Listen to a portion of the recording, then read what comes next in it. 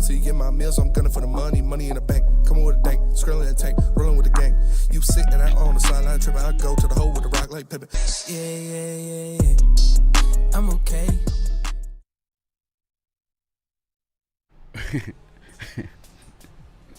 What up, though? Welcome to the Whatever Way It's Live with Sports.com. Easy, must be more Raxter. Chris, Nicholas Kholoff. Let's go. Smash the like button, be a friend, tell a friend, and share the stream. We're talking Detroit Lions all day, aside from these next 14 minutes or so, because Tarek Skubal has officially been traded from the Detroit Tigers. He is now an L.A. Dodger.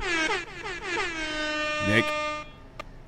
It was always L.A. It was always L.A. as reports come out that we actually, we had this game plan, or at least Scott Harris did, to go to L.A.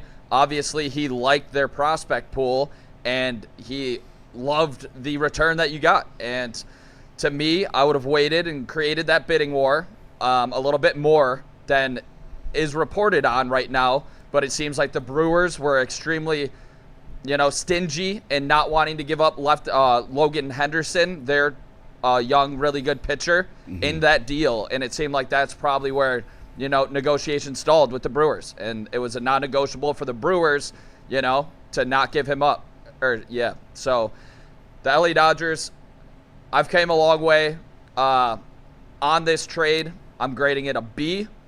But if you want to hear, obviously, or read full breakdown, obviously we're going to get into it today. But check out Woodward Sports Network. Just dropped my second blog on there. So nice. Got the trade breakdown. Check it out. Congrats. How are you guys feeling? I've been talking about it all weekend. I know people probably are extremely excited to hear what you guys have to say, because it's super sad, but it's also a really exciting time for the Detroit Tigers and what they're trying to build with this young core that they really just added to it. Yeah, it's been like an ominous, it's been floating around for so long now.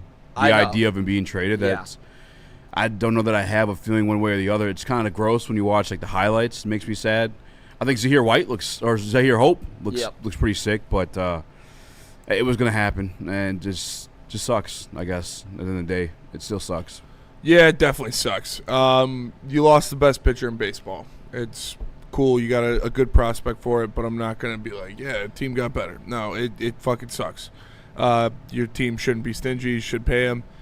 But, this is where we are now. We talked about it. We are the Indians. We are the Rays. We are the Athletics. That's the waters we swim in now. And so you're going to see more and more of this, to where you have a great player, but you're going to trade him away. It's going to happen a lot for this Tigers team. So we'll see what happens. But you've got Max Clark, who came up, and he's been hitting the ball well in his first 3 games. Series for that kid. 6 for 12 against the Athletics with a bomb and a couple walks. So you love to see that, but sucks, man.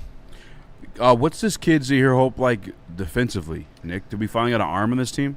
So he clocked in around 95 back in the day as a lefty high school arm. Okay.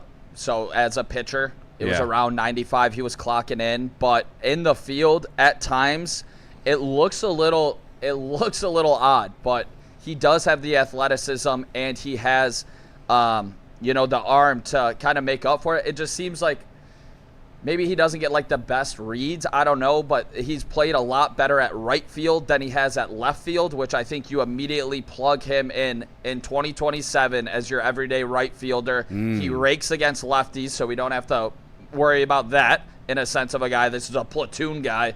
Zahir Hope is going to be a guy that I'm really excited about him specifically. Top 25 prospect. He's a lefty, which, surprise, surprise, Scott Harris loves lefties. 40-40 potential.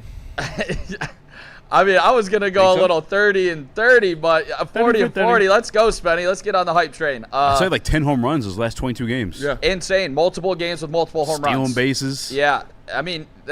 He looks like he could play. He looks like Mike Tolbert. He looks like a fucking running back, yeah. He straight up does. And for those of you guys who don't know, thick boy. Shout out Mike Tolbert. Thick, but still quick. Thick and quick. Got a big ass. That's what they call me.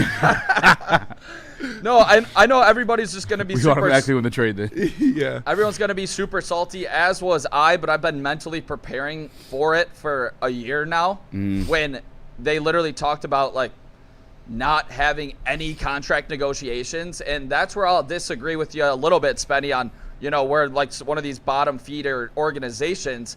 I think when Scott Boras has a client, then we can talk about that possibly. But it doesn't mean it's going to be like that for everybody. We You know who already Jackson extended. Jones' agent is? I know that. That's why I said specifically Scott Boras. But Kevin McGonigal already got the big contract the contract extension, I'd be shocked if they don't give another one like that to Max Clark. So I don't want it just to be doom and gloom forever. I think those two guys specifically right now, it's got a lot of grace in the Scott Harris camp right now as of this moment because they look like two. I mean, Kevin McGonigal is going to win Rookie of the Year. Max Clark, it looks like an absolute stud already.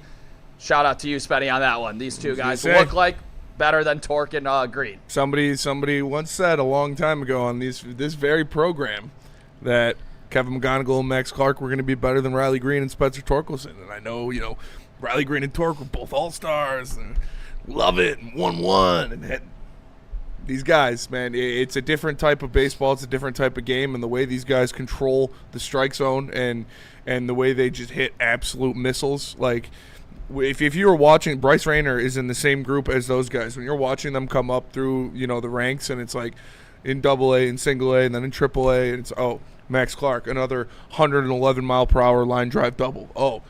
There goes Kevin McGonigal, a 108-mile-per-hour home run. Like, these guys just hit absolute piss missiles. So it's good to see Max come up here and shut these old asses talking shit about the chains up a little bit. Love it. Like, he's a great kid. He's a super nice kid. I feel like the way he talks shit about him just because he's wearing chains is absolutely ridiculous. Like, he's great at baseball. He's a great person. And like, I mean, I know people just need things to get upset about, and that's what that was. But I'm happy he came in here and shut some people up. But he's got to keep it going, obviously. But it's a great start. So we got a running back named Zaire Hope. We got a 28-year-old guy named River. Shout out. And then we got a mold of clay, a right-hand pitcher. What's up with this River guy, though? Because he is legitimately 27 years old. 27 years old. Turns He's going to be 28 this month. In August. August 17th. Yeah, that's the biggest concern to me is the age, but it's a controllable arm, which they were looking for when he came up with the Dodgers in 2024 before getting Tommy John surgery. 1.33 ERA in 20.1 innings, striking out 18 batters. This was a guy that has been considered, widely regarded as a top 100 arm for a very long time. Dodgers, you know, specifically, it seems like a guy that Scott Harris wanted in this organization, and he does have a really good fastball to go along with a really good slider.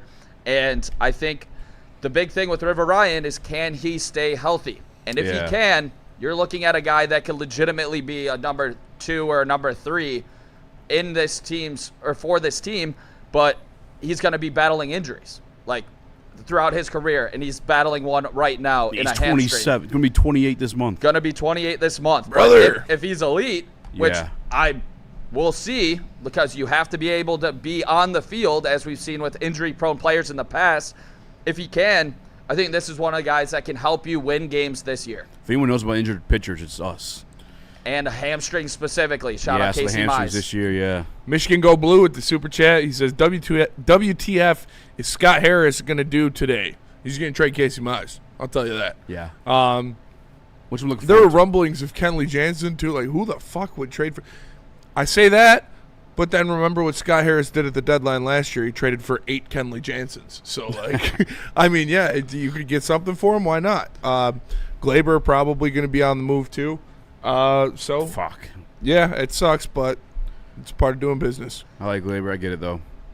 If I'm not trading these guys for scraps, straight up, I don't think the season's over. I really don't. I think they got an unbelievable vibe right now with Max Clark up, Kevin McGonigal, Eduardo Valencia. Shout out another 4 RBI day. Guys just raking flat out. Your best players right now are your young stars.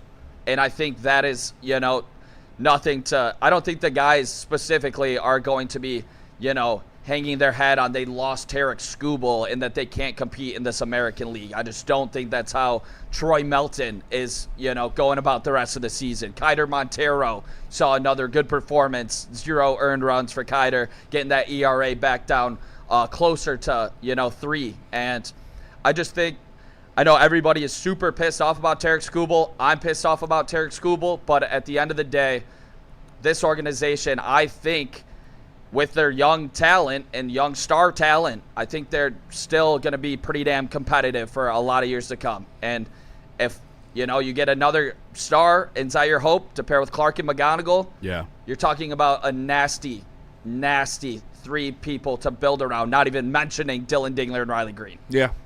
I've been trying to focus on the return because, I don't want the Skubal stuff because it feels negative. I mean, even my own son today was like, should we quit rooting for the Tigers? And I was like, maybe, but maybe. But, I mean, Skubal revived my fucking fan for the Tigers, to be honest with you. I don't know. It sucks. It sucks, man. You weren't able to accomplish anything with the prime of a once-in-a-lifetime talent. And you refused to. Yeah. And you had multiple people on rookie deals. 6 years of control. Yeah.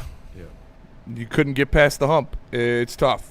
You've got a damn good core coming up. You've got a damn good young core of players to build around. But hopefully, when they're ready to go, hopefully when they're in their prime, we're not sitting on our hands and you actually make moves worth the shit. Yeah.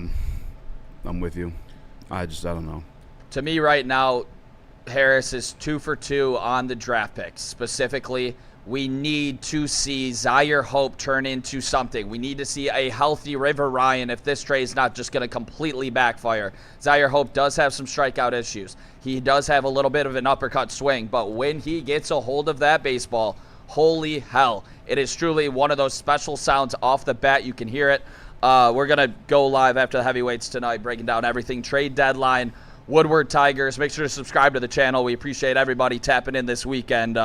Yeah, it was awesome to try to gain some momentum in that light as well. So shout out to everybody for tapping in. Shout out. Make sure you check it out. They're going live after the heavyweights tonight. Trade deadline special for Woodward Tigers. So make sure you subscribe to that channel and watch them there. Right now, we're going to go to break. We're going to come back. Me and Easy were at camp today. We got a lot of reactions for that. Paul Flaherty. We got Dan Campbell videos. We've got I got a Devin White video from Brad Galley in there that was really good. So there's a lot of stuff, Lions, that we're going to talk about coming back from break. First, let me tell you about Planet Fitness. Planet Fitness is the home of the judgment-free zone where everybody can get a full-body workout in 30 minutes. And all memberships include fitness training. You get all that for just $15 a month. Or you can upgrade to the Black Card and get use of amenities like hydro massage, total body enhancement, and access to over 2,700 locations worldwide.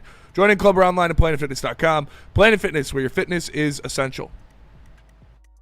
Hunting season is almost here, Detroit, and your Lions are on the prowl. Make sure you're locked into Woodward Sports for all the Dan Campbell reactions, Jared Goff touchdowns, Amon-Ra first downs, Penny pancakes, Kirby picks, Gibbs big plays, and of course, Jack Fox's leg. Stay locked in on all your Lions coverage right here on Detroit's #1 sports network, Woodward Sports.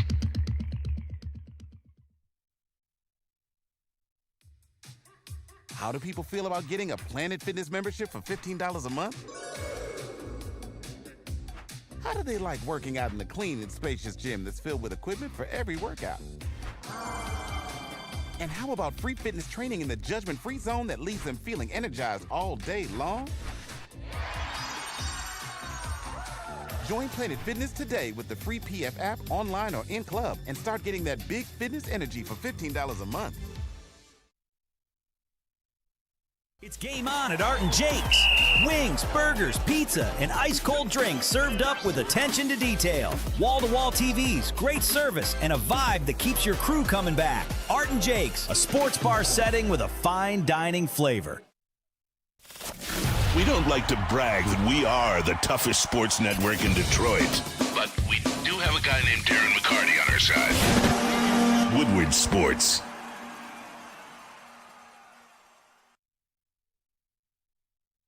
Icon Auto Repair and Collision. They got 3 locations right here in Michigan, Madison Heights, Shelby Township, and Pontiac. They even offer to pay deductibles and offer free car loans. Visit iconauto.com. They're the icon you can count on. Sorry, bitching about school again during the break, but it's whatever. We're talking Detroit Lions, baby.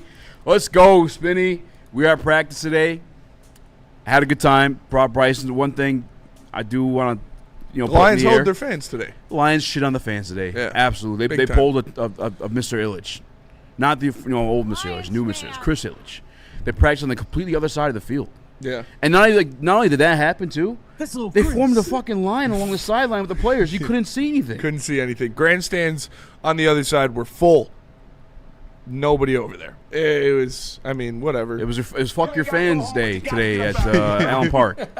No, seriously. They have some pretty cool glasses. There's that. The glasses were cool. I guess the tickets are free, but, what the fuck? What's the point? Yeah, normally they would do both sides. Yeah. Or they would, switch. I don't know if they... Sometimes, they have, second team over there and they switch off. Yeah. I don't know if they, cut it early today or something, but...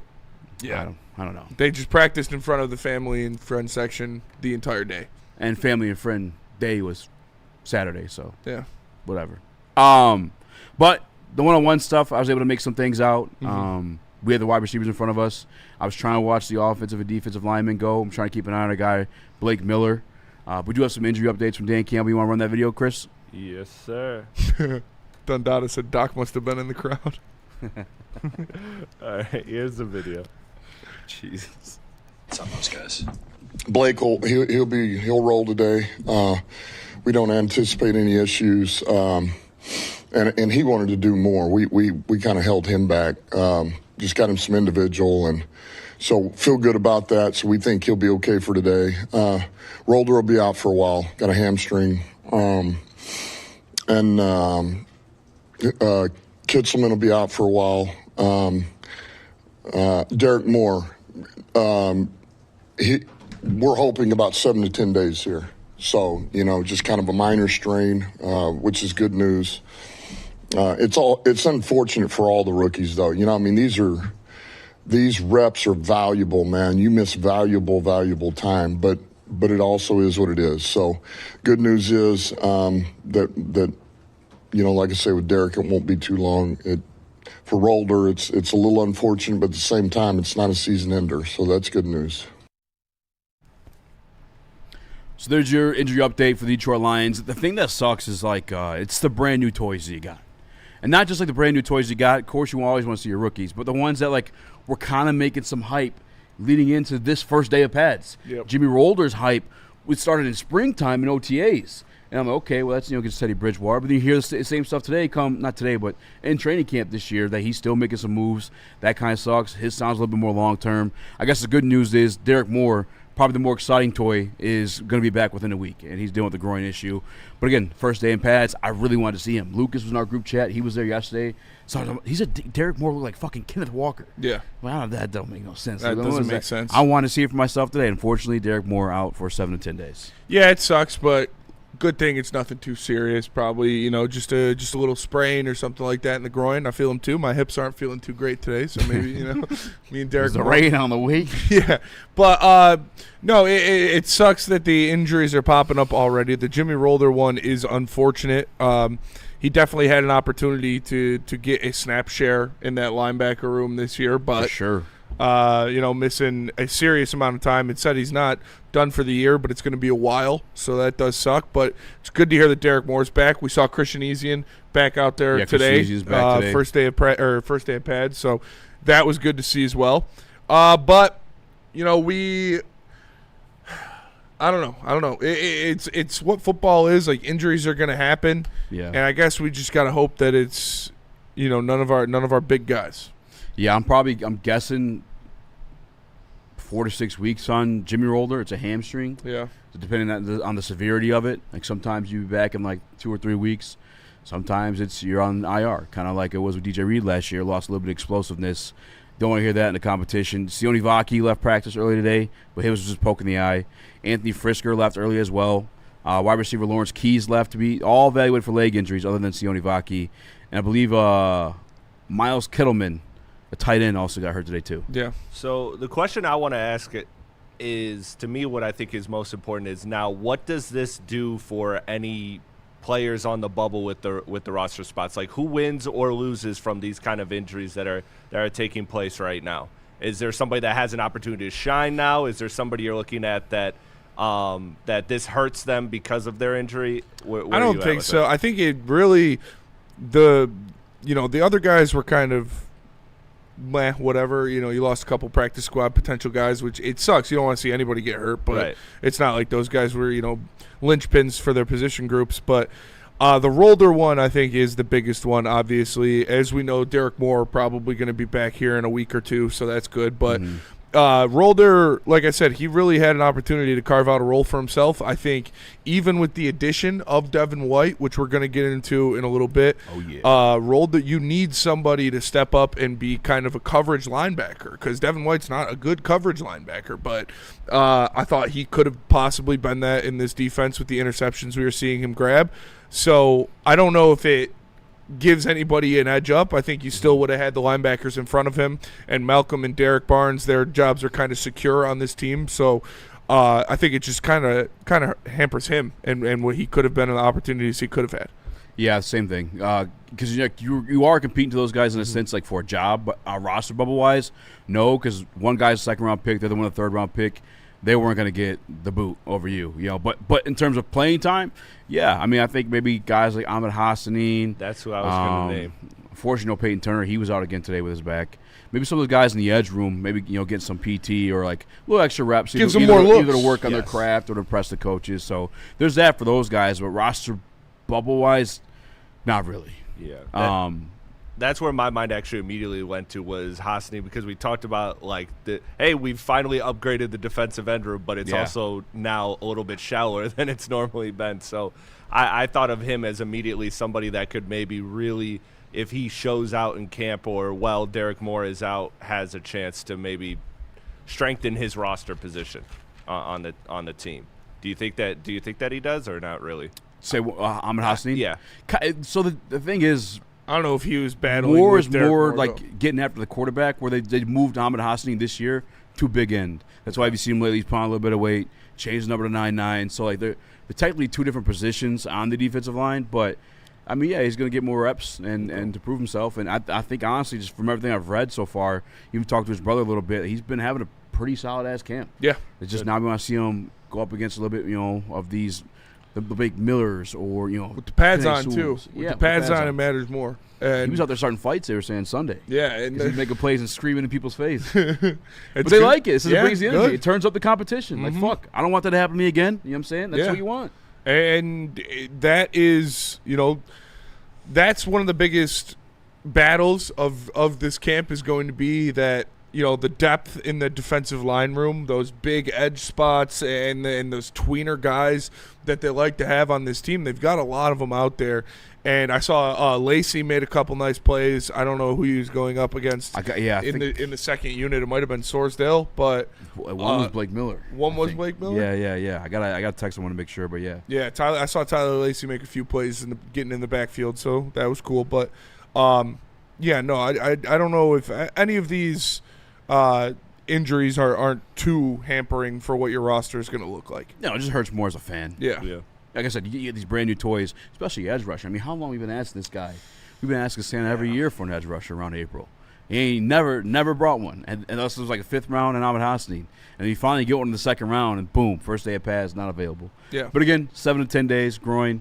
Hopefully he'll be back. And I think we'll be at that one. I think we're going the 10th. That's my birthday, so yeah, next Monday. So that's a week. Yeah. So if it's a 7-day mark, then we might be able to see I'll buy you a glizzy for your birthday. Dude, I'm going to breakfast burritos. That thing was. I'm glad they brought those back. Slap. What's in it? Yeah. The hash browns, chorizo, little sour cream, little jalapeno. I could not do that this morning. I offered spending the other half. He said no. I had to eat a plain bagel. Did you party yesterday? Yeah. I golfed in the morning, and so we were drinking and stuff, and then we went to a restaurant over by the golf course and continued to drink a little bit, and then I went to Coonan after. And then, Shout out. So, shout out. It was just I had heartburn yesterday because, I was drinking seltzers on the course. You're full of uncoats all day today. I ate a bunch of clementines. I put a bunch of onion on my glizzies at the turn, so it was like a combination, and it got me. I'm still feeling the heartburn a little bit. Not gonna lie. It's to think about being 30. Yeah, that shit's hit me hard. I think the biggest news there, Easy, is to me the Rolder thing at linebacker. Yeah. Like just because I think Rolder probably fills in, more than Malcolm at this point. Like on the high upside side of things, we kind of know what Malcolm is, which is a good linebacker, but you can get a better quality player in there, I believe, in Rolder. So we'll see how that kind of looks moving forward with this injury. It was feeling that way with him, man. But the big thing is, Rolder, what has he had throughout his whole entire career at Michigan? Injury history. Boom. Already early in camp, injury pops up. Just not what you want to hear from a guy that was looking like he was going to contribute. Yeah. Just for a guy that specifically has an injury-riddled past. I mean, in response to it, they signed Devin White. So it's now there's more comp for you as well, getting snaps come regular season. It's an interesting one, and I'm with you. He had the upside. And, again, I'm not confident as a player at all whatsoever. I thought this guy was going to be a special team. But I remember specifically I was, like, trying to chill out on the Brian Branch hype. But every single day the kid was making a play. He was creeping up there. You would hear a report from him after every practice. Yes. Rolder interception, Rolder pass breakup. Exactly. Doing something. And at a spot where we needed it. Yeah. And pass coverage. Yeah. At the linebacker spot specifically. So it sucks, but again, probably a month or so he'll be back. It's a hamstring, so we'll see. And, let's keep that talk going. I got a video from Brad Galley about Devin White that I want to play after we come back from break, because the Detroit Lions did add a linebacker in response, probably, but also I think they probably wanted to do it anyways, even without Rolder's injury happening. And I think it adds an extremely important part of the defense that you were missing from last year by bringing in Devin White. But first, let's go to break, and then we'll come back with that video from Brad Galley. Tell us about Buddy's, dude. All right, let me tell you about Buddy's, home of the original Detroit-style pizza. They've been doing it for 80 years. They've been doing it for 80 years, and now they got a dine-in or carry-out deal. This works for both. Get $10 off using with an order of $50 or more with the promo code WWS26. That's Woodward Sports 26. They got more than pizza, but they are home of the original deep dish. Make sure you are tapped in with Detroit-style pizza. Buddy's Pizza, best pizza in the world. Hunting season is almost here, Detroit, and your Lions are on the prowl. Make sure you're locked into Woodward Sports for all the Dan Campbell reactions, Jared Goff touchdowns, Amon-Ra first downs, Penny pancakes, Kirby picks, Gibbs big plays, and of course, Jack Fox's leg. Stay locked in on all your Lions coverage right here on Detroit's #1 sports network, Woodward Sports.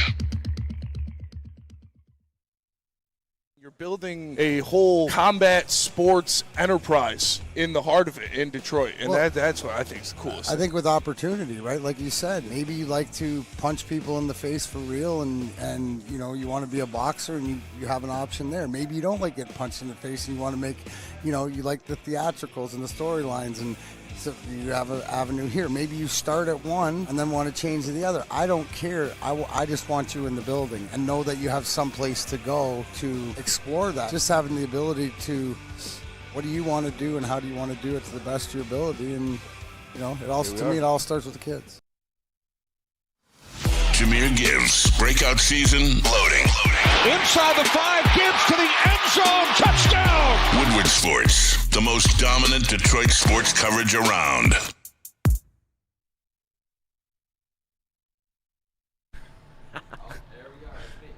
And if you're looking for a career upgrade, check out Mortgage Pros, the #1 mortgage broker to work for in the state of Michigan. We saw their incredible company culture firsthand at their annual block party. Their team truly loves what they do, and it shows. With 4.9 stars on Google and over 4,000 reviews, their reputation speaks for itself. So if you are looking for a new job, give Mortgage Pros in Troy a call at 248-416-1361. Mortgage Pros, let the pros handle it. Coming off last year, losing season, that was like first time ever since I ain't never had a losing season in my career. since I was a kid, so that was very hard. And, you try to, like, dot the I's and cross the T's, and you want to put yourself in the best position to win. In this league, winning is fun. And, you got to work hard to be able to win. So I knew this was a hard-working, winning organization, so I felt like it was just the right fit. And had this been in the works for a minute before even the roller injury? No. Oh, I don't know nothing about that, but I know we talked, early in free agency, and, we want to revisit. And so it's kind of always been on the ship. You could have got that from the Lions, I didn't know. Shout out to Brad Galley for the clip that was available on the Lions. Shout out. Should have sent it in the chat. I don't know. I saw it on Twitter. I put it in there. By the way, Dave Bautista in talks to play Kratos in the live-action God of War series. Nobody cares. I don't know how I feel about that. Say Bautista? Yeah, Dave Bautista. Bautista bombs? Bautista bombs in the God of War series. He just dropped a little bit of cool little tidbit there that they were in talks early in free agency, so this may not directly be in response to the Jimmy Rolder injury, which I like to hear because I know it hasn't been great as of late, but he is only 28 years old. He has an all-pro season on his belt. Yeah, you can say what you want about the coverage. We weren't great in coverage at the linebacker spot to begin with. No. Who are we to sit here and be like, he's not that great at this? We aren't that great at that. I'll take a guy that's been all-pro at least once in his career and still in his 20s, very capable of repeating the same thing. Yeah. Had 174 tackles last year combined. This is a plus for the Detroit Lions, absolutely, especially a Detroit Lions team. Again, last year, diving the tape, getting killed in the perimeter run game. Yeah, and losing Alex Anzalone was a big hit for the Detroit Lions linebacker room for multiple reasons, and Devin White is not going to replace everything that Anzo brought. Obviously, the coverage is a big one. Anzo is very good in coverage, but the sideline-to-sideline speed and pursuit tackling that Anzalone has and that Anzalone showed, and the play recognition to get in the backfield and to make things mucked up, that's something that Devin White can bring you. That sideline-to-sideline pursuit, those long runs that you were getting cooked on, those different things last year that you just couldn't solve on the outside run game, a guy like Devin White closes gaps, closes speed, and tackles players. So having him out there to provide some speed on that linebacking core, like I said, the sideline to sideline, the closing speed of him is extremely impressive. And is he what he used to be when he was all-pro in Tampa? No, but you put him next to Jack Campbell and you ask him to do less than what he was being asked to do in Las Vegas last year, and you're going to get the best out of him. So I don't know if this is the, exact answer for everything you need, but it's definitely an improvement, and it's definitely depth and talent being brought into your linebacking core room. 1,000,000%. I'm looking at the career numbers right now. Every single year, outside those couple years, he's banged up a little bit. Last year in Tampa, not last year in Tampa, but his last year in Tampa, then in Houston, bringing you sacks. Yeah. I love Malcolm Rodriguez. We're a Malcolm Rodriguez show. Since before he stepped on the turf of Ford Field, we've been promoting Malcolm Rodriguez. I don't think he has a single career stat, maybe one, maybe two. Every single year, this guy's had multiple career sacks. Again, you could say he's not great at this, not great at that, but regardless of what you had to say, he's an upgrade over what we had previously, no matter what. And so I'm going to take this. I'm going to be happy with it, to be honest with you. Yeah, last year, 2.5 sacks, 11 tackles for loss, as well as 174 combined tackles, which was a single-season record for the Raiders franchise. And I think, again, if you're looking for coverage, run down the field, lock them down, that's not what Devin White is. But I am comfortable now saying the Detroit Lions defense will be able to stop the run next year on the outside zones and up the middle. With the combination of Tyleik Williams and Jack Campbell up the middle and a guy with the speed and pursuit tackling ability of Devin White to stop outside zones, that is going to make your defense much more formidable against the run. And last year, you were getting gashed. And Calvin Shepard hit the podium this weekend, and he stepped on it like we've been asking him to. Their fucking goal is to be top 10 in run defense. Yeah. They want to return to that form, which they need to if you want this style of defense to work, because you don't got much to work with. Stop the run, make teams one-dimensional, and hope they make a mistake.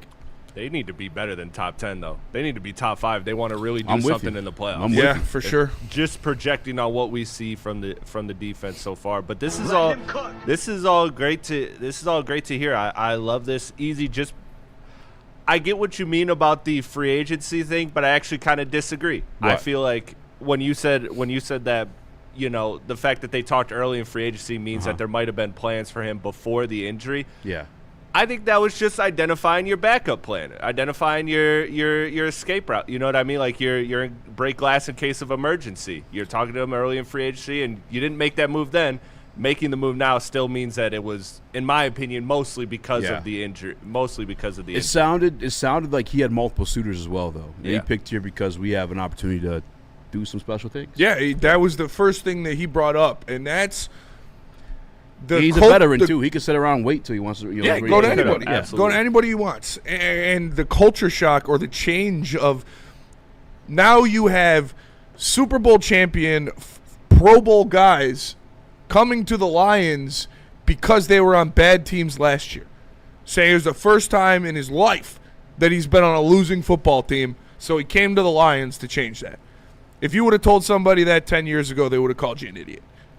And I know, Ryan Lentz loves all the hashtags, the hashtag grit, the hashtag built to roar, like adversity, all adversity, blue collar, all the culture established here by Dan Campbell, Brad Holmes, and this organization is a winning culture. And obviously they took a step back last year, but players know with the talent you have, with the ability you have, with what you have on offense, and then when healthy on defense, it's a recipe to win a lot of football games. So it's cool to hear a guy with the pedigree of Devin White to say, yeah, I came here because I want to win football games.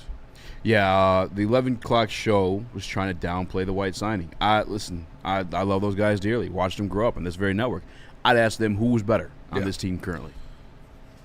You could say the upside of Jimmy Rolder, maybe. He's your second best linebacker, and it's really not that close. Yeah, not that close. So there's nothing to downplay. This is an upgrade. This is good for the defense overall. I saw somebody in my comments. I was gassing. I was like, he's not starting over Malcolm or Barnes. Yeah, he is. What? He is better than both of those. And I love those guys, but he's.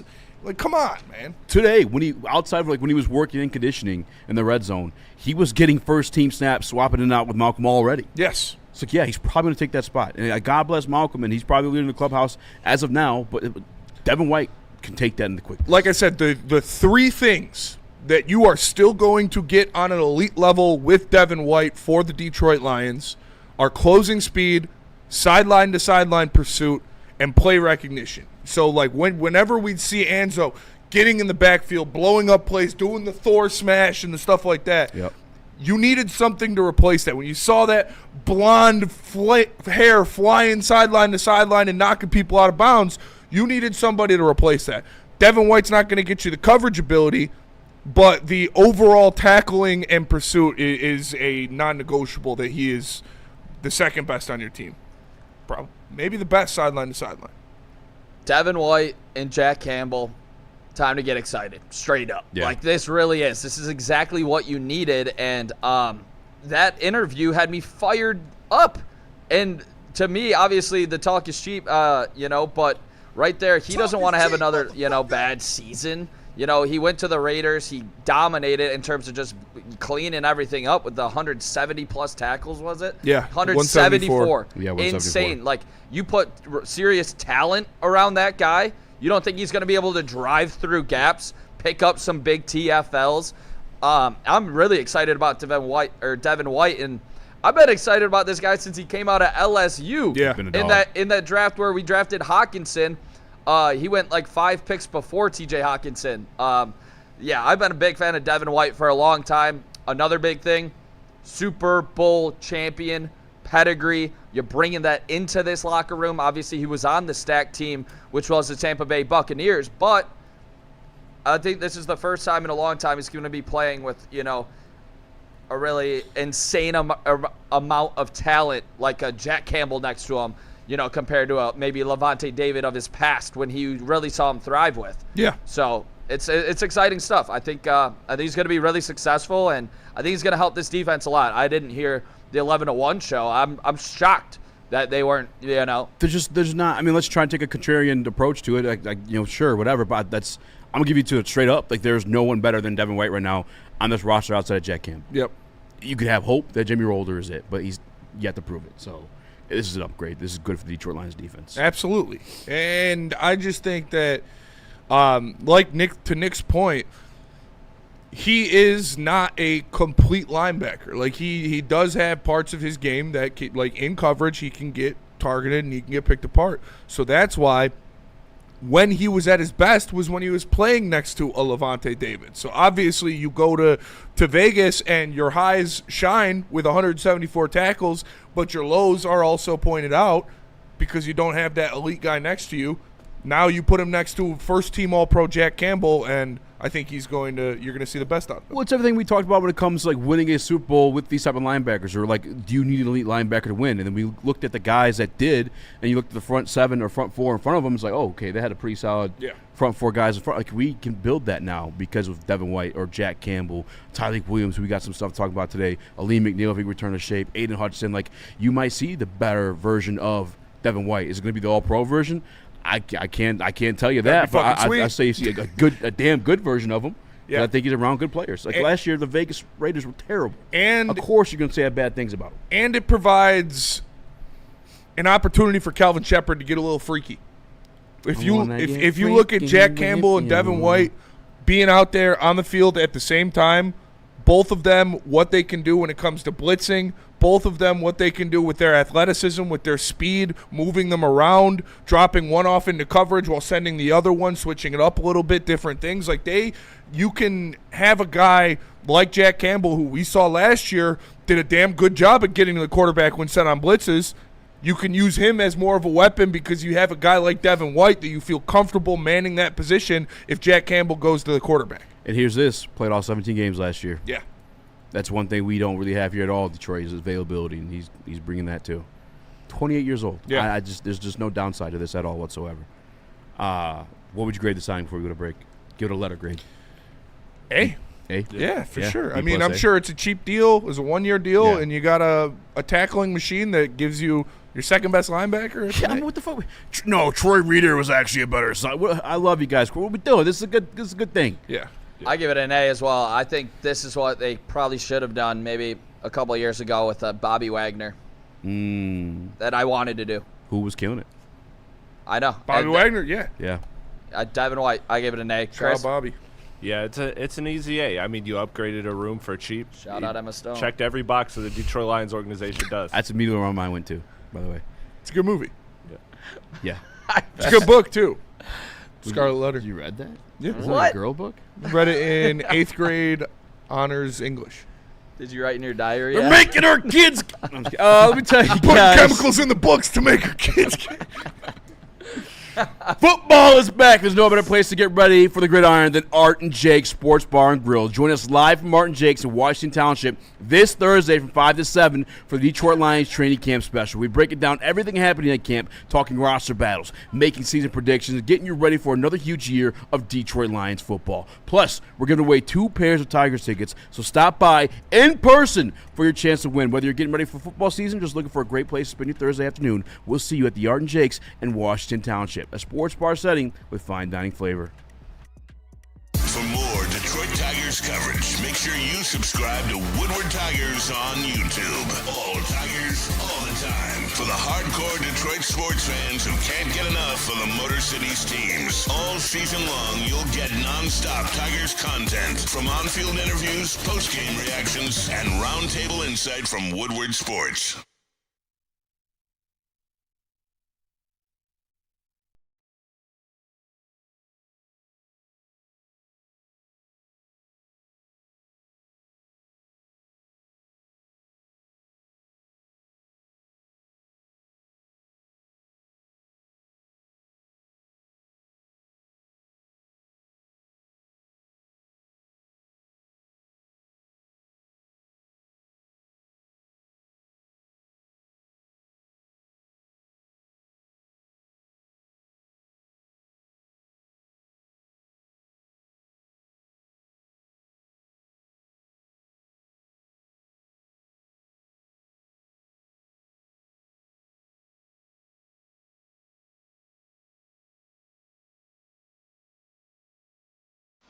Jameer Gibbs, breakout season, loading.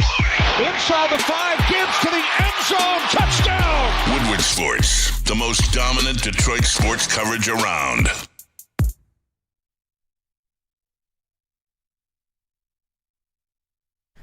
The only way you're eating leftover Taco Bell is if you're extremely high, which I know Justin gets. That's fair. And it only gets the fine stuff. fine stuff like the Royal Jesters, 1.5 grams, quad times infused, covered in keef. It's what you guys need. Next time you're at the dispensary, don't think, just ask for the Royal Jesters. Because if you're going to smoke like royalty only with Gold Crown. Check it out. This guy came here and said he's eating leftover Taco Bell. Yeah, it's pretty at gross. 5:45 p.m. in the afternoon. That better be like leftover from like 2 o'clock. No, it's leftover from yesterday. Come on, man. Flag on the plate. And I'm 300 pounds. Just you're making a face. You're a leftover Taco Bell guy. I have, because you got to get the Lux box if you're going to go that route. You got to get the deals with it. And I think I have had a leftover grilled burrito that's customized with rice and steak in it, and it's still pretty good. A little bit greasy, but it's still pretty good. Congratulations to those guys. That's awesome. Awesome. And that was, yeah. Breaking news. Breaking news. I haven't been back to Taco Bell since all the football stuff. Yeah, smart move. Smart move. I think that's what was wrong with Christian Izian. Yeah, he had the poop vid. Yeah, I think so. He was back. Christian Izian was back out there today at camp. Looking extremely physical, by the way. Yeah, looking big, looking like a little muscle hamster out there. He did. Can I say something real quick? Yeah. Because we've been on Dan Campbell's ass a little bit about the injuries, and they're persistent too throughout this. But like today, traditionally, every year, I should say, first day in pads, they run the ones. Like literally, just fucking like, I got the ball, come and get it. Yeah. This year, they did switch things up a little bit where they weren't tackling to the ground. They were just making contact or wrapping up. I mean, there was a couple. I think it was Ennis Rakeshaw got Amon-Ra one good time, but that's about it. That's different for Dan Campbell. He's trying, it is preserve some bodies. That was. I saw multiple reporters put it out there, and I'd agree with them because, like you said, Easy, we've been frequenters at camp the past couple of years. That was one of the most tame Christmases that I've seen. Like, and if you don't know, Christmas is the first day of pets, but it's they weren't as physical. Obviously, they started to get a little bit more physical when they went into the team drills and the team setting, and they were running some plays like that. But yeah, the one-on-ones, the group work, it wasn't these full-out tackling, get them to the ground type of things. It was just pursuit, wrap up, let them go. Which good. You don't need to be tackling in training camp. Sorry, I was making a pull there. Yeah, they did tackle live in 11-on-11s, and I think Keith Abney had a pop. Yeah. I don't know who it was against, and I was trying to figure it out if he was against the second team or not. Again, they're on the other side of the field, pain in the arse for us fans. I don't know why they wanted to dick us like that, but I saw Keith Abney pop someone. That's the only really big crack for today, and kudos to Dan Campbell for switching it up. I mean, he's gone to the podium multiple times now and said we're bringing it back to 21-22. We're ultimately competitive, and we're thinking like these brutal camps that like we're like, oh fuck, yeah, because of the injury history. But no, Dan Campbell switched up a little bit, so kudos to him because you got to switch something at some point because as we know, the definition of insanity is doing the same thing over and over again, expecting different results. Dan Campbell switched up because he wants different results. He wants that Super Bowl. And that might be the biggest news to come from training camp for me because I've been saying that from day one about the injuries and that maybe it is part of Dan Campbell's philosophy that's causing this injury. This what seems like a statistical anomaly, an outlier of injuries for the Lions has been, in my opinion, very much driven by Dan Campbell's practice decisions. And so I love that because if you're telling me that this team is going to take care of their bodies and practice the right way and be healthy for a playoff run, yeah, you start raising my ceiling because part of my ceiling of them being a first round and out team in the playoffs is because I don't expect this full roster to be there come that time. I just have to be realistic with myself. I can't that you just said the definition of insanity is doing the same thing and believing it's going to be different. Now that I'm seeing changes, this is awesome news to me. Like this is something that like actually really puts a lot of faith if it continues. If it's not just a one-time outlier. I mean, how many times you talk about if healthy, like we would be super and Dan's aiming for it. And you got to keep him healthy. You got to do everything you can. I mean, this is the NFL and this is football. Like it's a car accident sport. Like people are going to get injured. It's going to happen. And that's why you have to take the precautions to limit the risk, to limit the times where you're hitting, to limit any type of possibility for guys to get injured because you can't avoid it. Well, you're not going to avoid it. It's going to happen. But you can limit the possibilities of it happening. So for them to take that step, and those were things that we needed to see. We talked about it. We saw Brad Holmes make that adjustment in the draft, where we talked about how Zion Young felt like more of a Brad Holmes type of pick, the bigger, the run stopper, the guy on the edge, and he went after the guy that's going to get to the quarterback, which we were like, wow, that's actually kind of surprising. We talked about Calvin Shepard stepping to the podium and saying, yeah, we're going to be using a lot more nickel, which is something that we needed to see. And the third piece of the, madness trio was, can Dan Campbell lighten the load a little bit at training camp? And I would say for the first day of pads, yes. Yes, he can, and yes, he has. By the way, speaking of the first day in pads, speaking of Kirby Joseph being in the crunch time chat, both Kirby Joseph and Brian Branch were on the sidelines working with the trainers and doing individual drills already. Yeah. So maybe an early return, maybe a little late August instead of late September for our guy Brian Branch, and maybe even Kirby too. I mean, I don't know the Kirby situation, a little weird one. We'll see it play out. But the Brian Branch stuff, I mean, fuck, man, that gets me juiced. Yeah, it really does. It's awesome. We talked about too. Branch back. We don't need it's nice to have him, to have the explosiveness and see him screaming down the field, knocking running backs on their ass. Mm-hmm. But again, some of that's due to his play recognition, not necessarily like his elite athleticism or his elite size or his elite traits. Right? It's always been in between the ears that makes him so special. I think I have a play on my Twitter, and maybe I'll try to retweet today, where he has to switch coverage 3 times and still makes a play on the ball in the end zone where you need it the most. Brian Branch could be a huge upgrade for this team, and a guy that I think I saw today make a lot of plays. I fucking love him. Chuck Clark, fine. I'm totally fine with Chuck Clark taking the place of Kirby Joseph until Kirby Joseph comes back. Again, that's a veteran guy who's been around the league. Kelvin Shepard talked about that this weekend too. Like, this year's backups are different than last year's backups because we have guys that can recognize plays. We have guys that played along the NFL. We've been saying that all offseason. Yeah. Okay, cool. Do that. Bring me Brian Branch back. Bring Brian Branch back, and he can still do that. I think I have high hopes for this defense, and I think it's going to look well for me because we're playing shit teams on the schedule. But the ultimate test is going to be against the Bills, against the Bears, or whoever else you want to put in there is going to be playoff contention. Packers. Not that many teams. Packers. Yeah, that'd be a big one.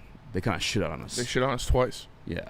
But, I mean, we could not. There was pressure on Couldn't Jordan do Love. anything. He just fucking was chilling back there, moved back a little bit, and these fucking fadeaway throws he does. This shit was annoying. Yeah. And looking at camp, I would say I had 2 players that kind of stood out for me from what I saw, from what we were getting over. One of them was Jameson Williams, and what he was doing. Not only did I not see him drop a ball the entire day, he bobbled one, but he caught it.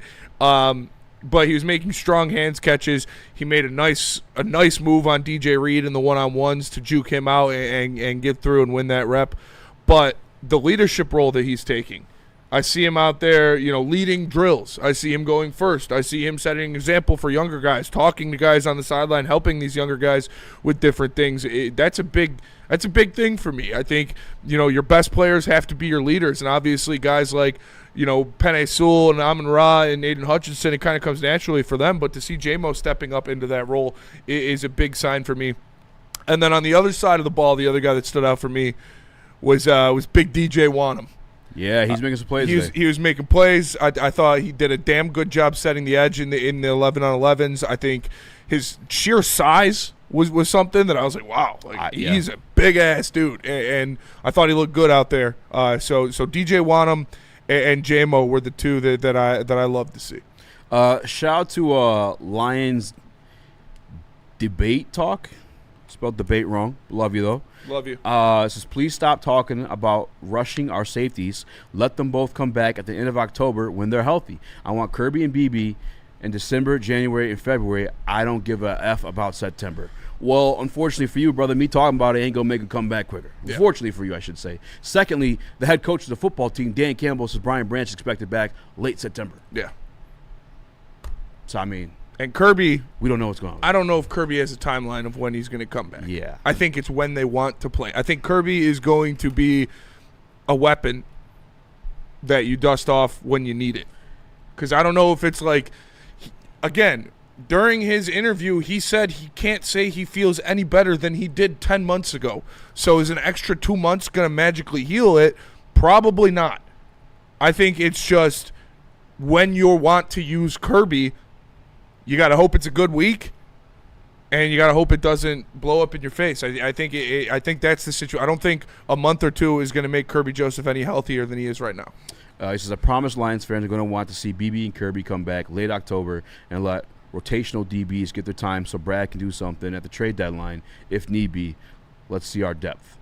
I mean, I don't know what to tell you, man. We're going. I want Brian Branch back as soon as he can. Yeah, I want Brian Branch back pretty soon. Like I want him back healthy. Yeah, you got to. Again, they are coming back too. It's not like us talking about it ain't making it come quicker. I'm calling Brad right now. You better put fucking Brian Branch on the field right now. If I had that poll, he not only would he be on the field, he'd be on the show. Yeah, it's just not that's not how this works, brother.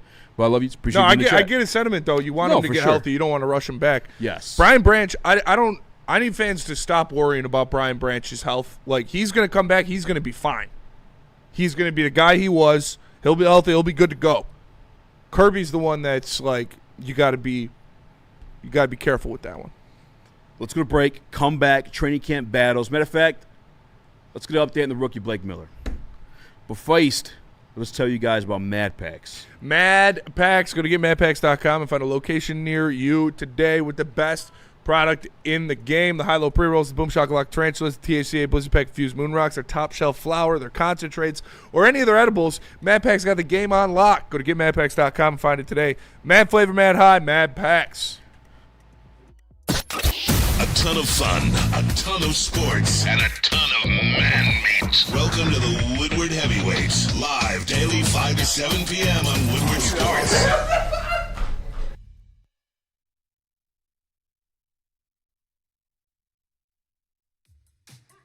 How do people feel about getting a Planet Fitness membership for $15 a month? How do they like working out in a clean and spacious gym that's filled with equipment for every workout? And how about free fitness training in the judgment-free zone that leaves them feeling energized all day long? Join Planet Fitness today with the free PF app, online or in club, and start getting that big fitness energy for $15 a month. Hunting season is almost here, Detroit, and your Lions are on the prowl. Make sure you're locked into Woodward Sports for all the Dan Campbell reactions, Jared Goff touchdowns, Amon-Ra first downs, Penny pancakes, Kirby picks, Gibbs big plays, and of course, Jack Fox's leg. Stay locked in on all your Lions coverage right here on Detroit's #1 sports network, Woodward Sports. The Amnesia Switch is what you need. It's got 2 different flavors of liquid THCA Diamond in one device, man. Just find it at any location near you. It's all over the place. When you go in, see that hot bud tender. I know you're trying to spit game to her. You want her to know that you know what you're talking about. As for the Amnesia Vape, she'll be like, damn, this guy knows ball. Get the Switch from Amnesia at a dispensary near you. Shout out to Nitty Gritty. I apologize for not reading this earlier, but he said, Nick, what the F is the point of their never going to pay anyone, just going to keep developing prospects and be a farm team for real? We got to hope for a Royals season. You remember that Royals year where all of the prospects worked out and they were all all-stars and it was all the young guys and they won the World Series and then they faded into nothingness? That's how we'll catch one in. I was thinking a little bit like the Chicago Cubs with like Chris Bryant, Anthony Rizzo, similar style, just with the prospects that are built, and you have 2 borderline MVPs, hopefully.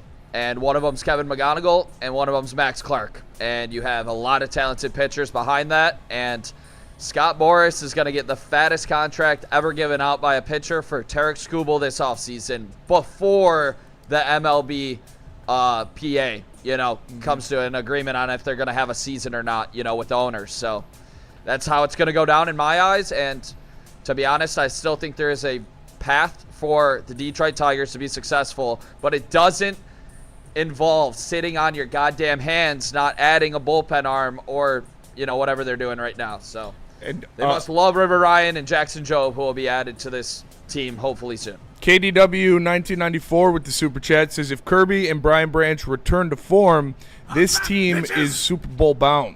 And I agree. And there was one other thing that I wanted to makes me smile. We have, when healthy, you've got one of, if not the most talented roster in the NFL. It was voted on by GMs, scouts, and coaches as the best because you had the most players in the top 10 of their respective positions out of any team in the NFL. So it truly is just health. But before we go to Blake Miller, I do want to mention at camp today, one thing I was noticing, it's either good or bad, is like it's either our depth on the defensive line is really good or our depth on the offensive line is ass, because the second unit, the defense was absolutely dominating. Like they couldn't even get plays off, man.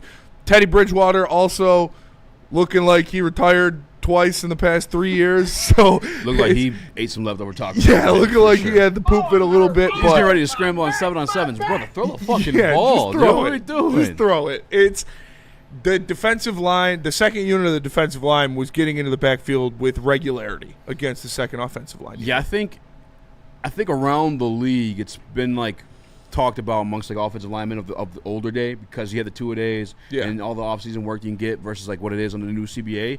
I feel like just around the league, those second units are just ass. They're not good. Just not good. Yeah. Us included, unfortunately. But we'll see. I mean, I will say Levon Zarique was designated the third team today. So just from some of the stuff that I was reading. So maybe, I don't know. Maybe we got some depth on the defensive line. I don't know. But we're talking about the offensive line versus defensive line. They had one-on-ones today, and they were phenomenal, including a little bit of right tackle battle between Larry Bourne and Blake Miller. Real quick, breaking news. Oh, snap. Yeah. Casey Mize just got traded to the Padres. Bam, bam. So the Detroit Tigers are trading Casey Mize to the Padres per John Heyman. Obviously, the return has not come back yet, but John Heyman of the MLB Network just put it out there that Casey Mize has been traded to the San Diego Padres. Breaking news. Woodward Tigers. Gordon. Wow. Yeah, so we're going to be breaking this down 7:05, 7:10. Break it down right now, brother. Well, we don't have the return yet, but I'm glad that they shipped him off, and hopefully we can get something for him, because we were just going to let him walk. So yeah, glad that we finally made the deal. We'll see what we get in return for Casey Mize. Yeah, I mean, it was kind of, the writing was on the wall. It's another 1 year deal, the last year of his deal. He had been pitching extremely well. This one sucks too. You guys know I'm a big Casey Mize guy, so it sucks to see him go. But it had to be done. I'm not like, oh, how dare they? Like, no, you had to do it. So hopefully you got a good return for him. What do you think the return is? If either you or Nick had to guess right now, what do you think it would be? I mean, probably top 25 of Padre prospect. Probably nothing too crazy. You're not going to get like a top 10 guy from them, but probably one of their top 25 prospects, I would assume. If it's not a top 10 prospect, I'm going to be pissed and think that we should have kept him. Straight up. I think that's where I'm at with it. They got a lefty in Cruz Schoolcraft that they took in the first round last year. Big old lefty.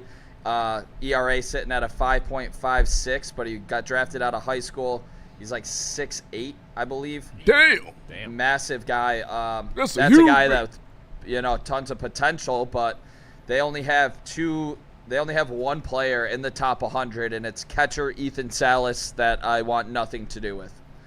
We don't need We don't need any catchers. We don't need catching prospects. So I'm assuming it's going to be maybe they got another their second-ranked prospect is a lefty that's got a 3.54 ERA with high A, 53 innings, 62 Ks. That's a guy that you maybe look at. Cash Mayfield, which would be sick. What a name. But I don't love this. I don't love the Padres. Mayfield? I don't love the Padres system at all. They just basically traded everybody away to go get Mason Miller last year, and now they're bad. So I don't love that it's the Padres. I'll tell you that. We'll see what's going to be reported coming back, but I thought you could have given Casey Mize a qualifying offer or tried to get an extension done at the end of the year. And like I said, I don't think it's going to be Ethan Salas, the top 100 guy, because he's a catcher, but we'll see. Gross salad. I mean, we've seen this. Not on this show, goddammit. We have seen this organization do this before, where they trade a player that's on an expiring deal and then get them right back. So is that Is that possible at all to you, Nick? No, I'm hoping that's the situation with Scoop. That would be the ultimate finesse. That would be the ultimate finesse. Well, it depends if the new CBA's in by then. It seems like this organization has really just not handled both of these players right in terms of that arbitration that you talked about, Easy.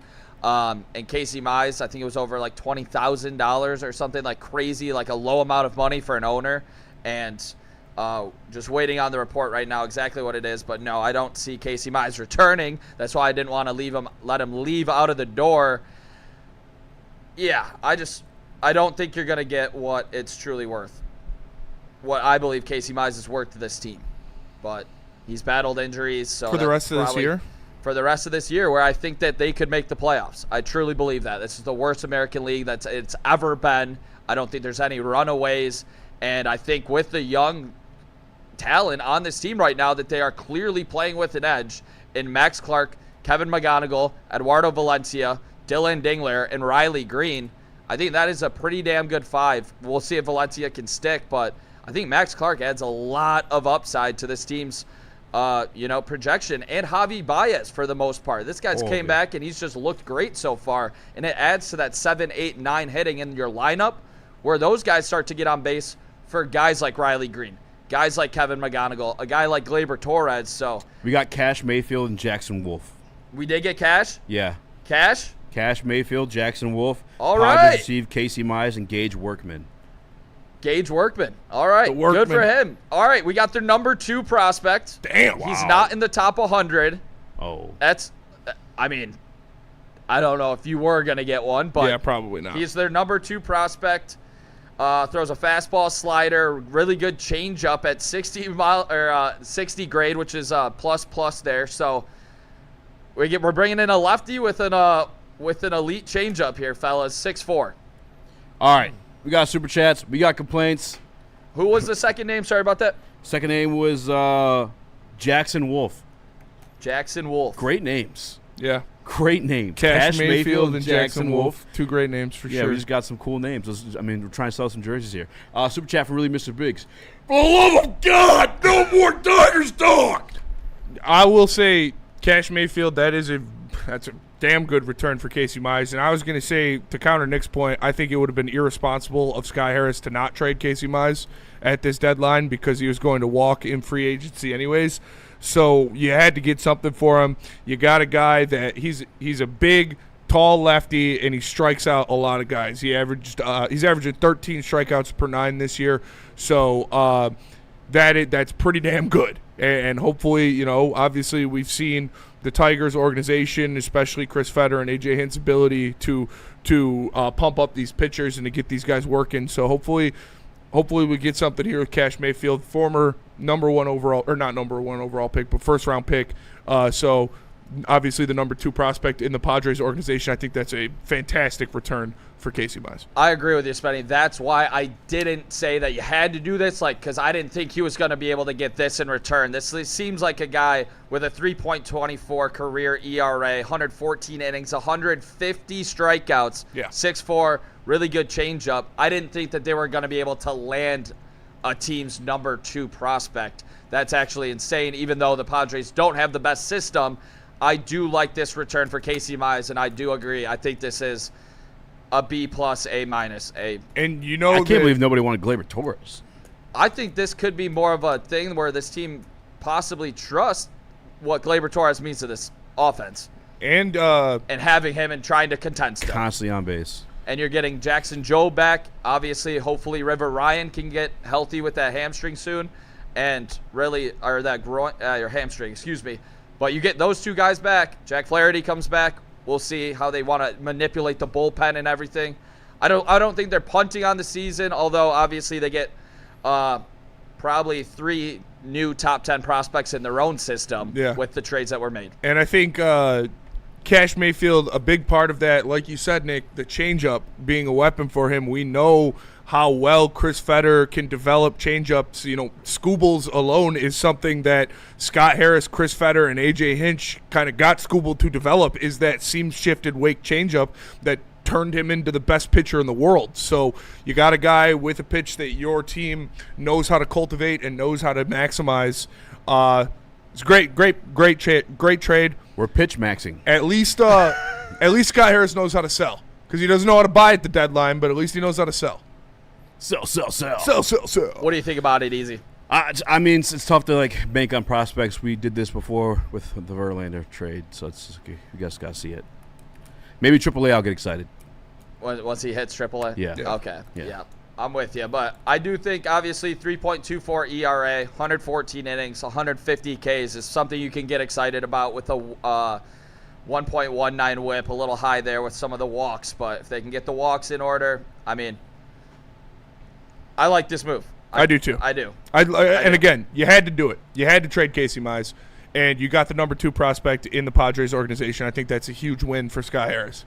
Matt McGeege says, bad move. Skubal made sense. Mize had an incentive to perform down the stretch to get a free agent deal. This looks like a punt on the season. Cash who? Cash Mayfield. And, yeah, they're punting on the season. They traded Tarek Skubal. That's the punt on the season. Come on, man. You had to trade Casey Mize. All right, we're going to go to break. We're going to come back. We're going to talk Lions. I got one more thing then real quick because I want to say this. I know everybody's super, high-strung right now about everything with the Tigers. Emotions are completely flying off the shelves. And whether you like the prospects or not, Jason Beck, shout out to Jason, came out with this one. While we wait for the trade deadline from this MLB pipeline, Tarek Skubal was the first deal since at least 2004. Which 2 top 100 prospects were traded for a rental. Dodgers traded Josiah Gray and Gilbert Ruiz to the Nats for Scherzer at the 2021 deadline, but they also had Trey Turner a part of that deal. This is the first time for a rental where you got not just 2 top 100 guys, you got a top 75 guy in River Ryan and a top 25 guy in Zaire Hope. It's just, you can say whatever you want about the specific prospects, but to say that they completely punted this, I disagree with. Yeah. No, I think it was you got value in your return, and you had to do it. So, Scott Harris, last year, I crashed out about Scott Harris's trade deadline last year. You guys all told me I was overreacting. You guys all told me I didn't know what I was talking about. How many of those guys helped you? None of them. Literally none of them. And I think he made good moves. Sold some jerseys, maybe. All right, tell us about All Day. All day. We're coming back to Lions talk. Stay tuned. Lions. All Day IPA from Founders Brewing. You can find it at an Art and Jake's near you on Monday, Wednesday, and Sunday. They got $5 short, so make sure you guys check that out at All Day IPA, Founders Brewing Company. All Day IPA has been in the game for 15 years, so you know it's great. Make sure you check it out. All Day IPA at Art and Jake's near you. For more Detroit Tigers coverage, make sure you subscribe to Woodward Tigers on YouTube. All Tigers, all the time. For the hardcore Detroit sports fans who can't get enough of the Motor City's teams. All season long, you'll get non-stop Tigers content from on-field interviews, post-game reactions, and roundtable insight from Woodward Sports. Some days call for light, others lean bold. What about everything in between? All Day IPA, the easy choice for every day. Citrusy, crisp, refreshing. Flavor you can float with. Light on the hops, big on refreshment. One's great. 2, even better. Brewed with you in mind. No shortcuts, no fuss. Big on flavor, never too much. All Day IPA. Hop into easy. Jameer Gibbs, breakout season, loading. Inside the 5, Gibbs to the end zone, touchdown! Woodward Sports, the most dominant Detroit sports coverage around. Loom.com. Make sure you check it out near you. Use promo code WSN30 to get 30% off your order and grab some of those new Buzzin' Energies. 7.5 milligrams THC, 100 milligrams caffeine in a can. Make sure you check it out. Loom.com. Find a Loom near you. Use promo code WSN30. It's Loom Cannabis. Chris telling people to pull up in the chat is crazy. That's crazy. He is 6'7", though. Yeah, don't come in mama's paint. Don't come in mama's paint. Dog walk, whoever won it. Smash the like button, be a friend, tell a friend, share the stream. Welcome back to Whatever Waits Live with Sports.com. I'm Easy, much more action. Chris, Nicholas Kholoff. Moving on from Detroit Tigers trade line to Detroit Lions training camp. The battle for right tackle continues between Larry Borom and Blake Miller. Yesterday, Blake Miller was held out of team drills They were never specified the reason why. Today he was back. Today he was in the pads. However, I will say that injury must have been lingering. From what I could tell on the 1v1s, he was getting worked. Worked particularly with the power moves. I saw Tyler Lacey, which, by the way, phenomenal day by Tyler Lacey. Yeah, a couple guys. Yeah. I think he got Juice Scruggs, too, with the power, long arm power move, just all up in that grill. And then I think the second one was DJ Wanham. Blake Miller was struggling with today. And then Larry Borum lined up against, I think it was Amon-Ra and Wanham. And I think he stifled both of them, actually. But, Spinny, what'd you make of the training camp battle between Blake Miller and Larry Borum? I thought it was good. It's good. It's the healthy competition that you wanted to see, that you've heard about, that Dan Campbell has been preaching. And do we have Dan Campbell on Blake Miller? We have it on the right tackle battle, yeah. Yeah, let's hear what Dan Campbell had to say about it. The right tackle spot. Blake's obviously taking most of the first team reps when healthy, and we all know what his future is. Does Larry Borum still have a shot to win that job? What does he have to do to win that job? Well, there again, this is a first day of pads, so we like where Blake, we feel like he's gotten a little bit better every day, and that's a good thing. Larry's played in this league. But now here we go. Now it's real, right? So we can talk about how good somebody looks, how much better they get without pads on. Well, now the pads are on. So, yeah, anybody's got a shot. So we'll see what it looks like. My gut tells me that Blake's going to continue to grow, but we'll see. It goes back to what I said. I mean, we're about to find out a lot now, so that's good news. Now, Hank's been throwing Miles out a little bit, Frazier, some of this tackle work, and it's early, but there's some good reps. There's some good reps. Look, he's played all the positions already in 4 days and some of spring, both guards, both tackles. So, which is another reason why we liked him, why we drafted him, because that's what he did at LSU. He's left tackle, he's left guard, he's right tackle, he's back to left guard. So, our eyes are open for him too. I mean, don't sleep on him. You love to hear that. I'm pretty comfortable saying that Blake Miller is going to be the starting right tackle going forward for this team and to start the season. You just hear the change in Dan's voice when he talks about the two guys. Like, he's like, Blake Miller continues to grow, looks great. Larry Borum's been in this league before. I think it's just kind of obvious, but yeah. I like what he was talking about Miles Frazier there, because we talked about the lack of depth in your offensive line, and to have a guy that can play anywhere is extremely important. And when we originally drafted him, I talked about potentially him bumping out the tackle because of the size, because he did play tackle at LSU, and because he excels in the pass blocking element of the game. So between Larry Borum and Blake Miller, I think it's Blake Miller's job to lose.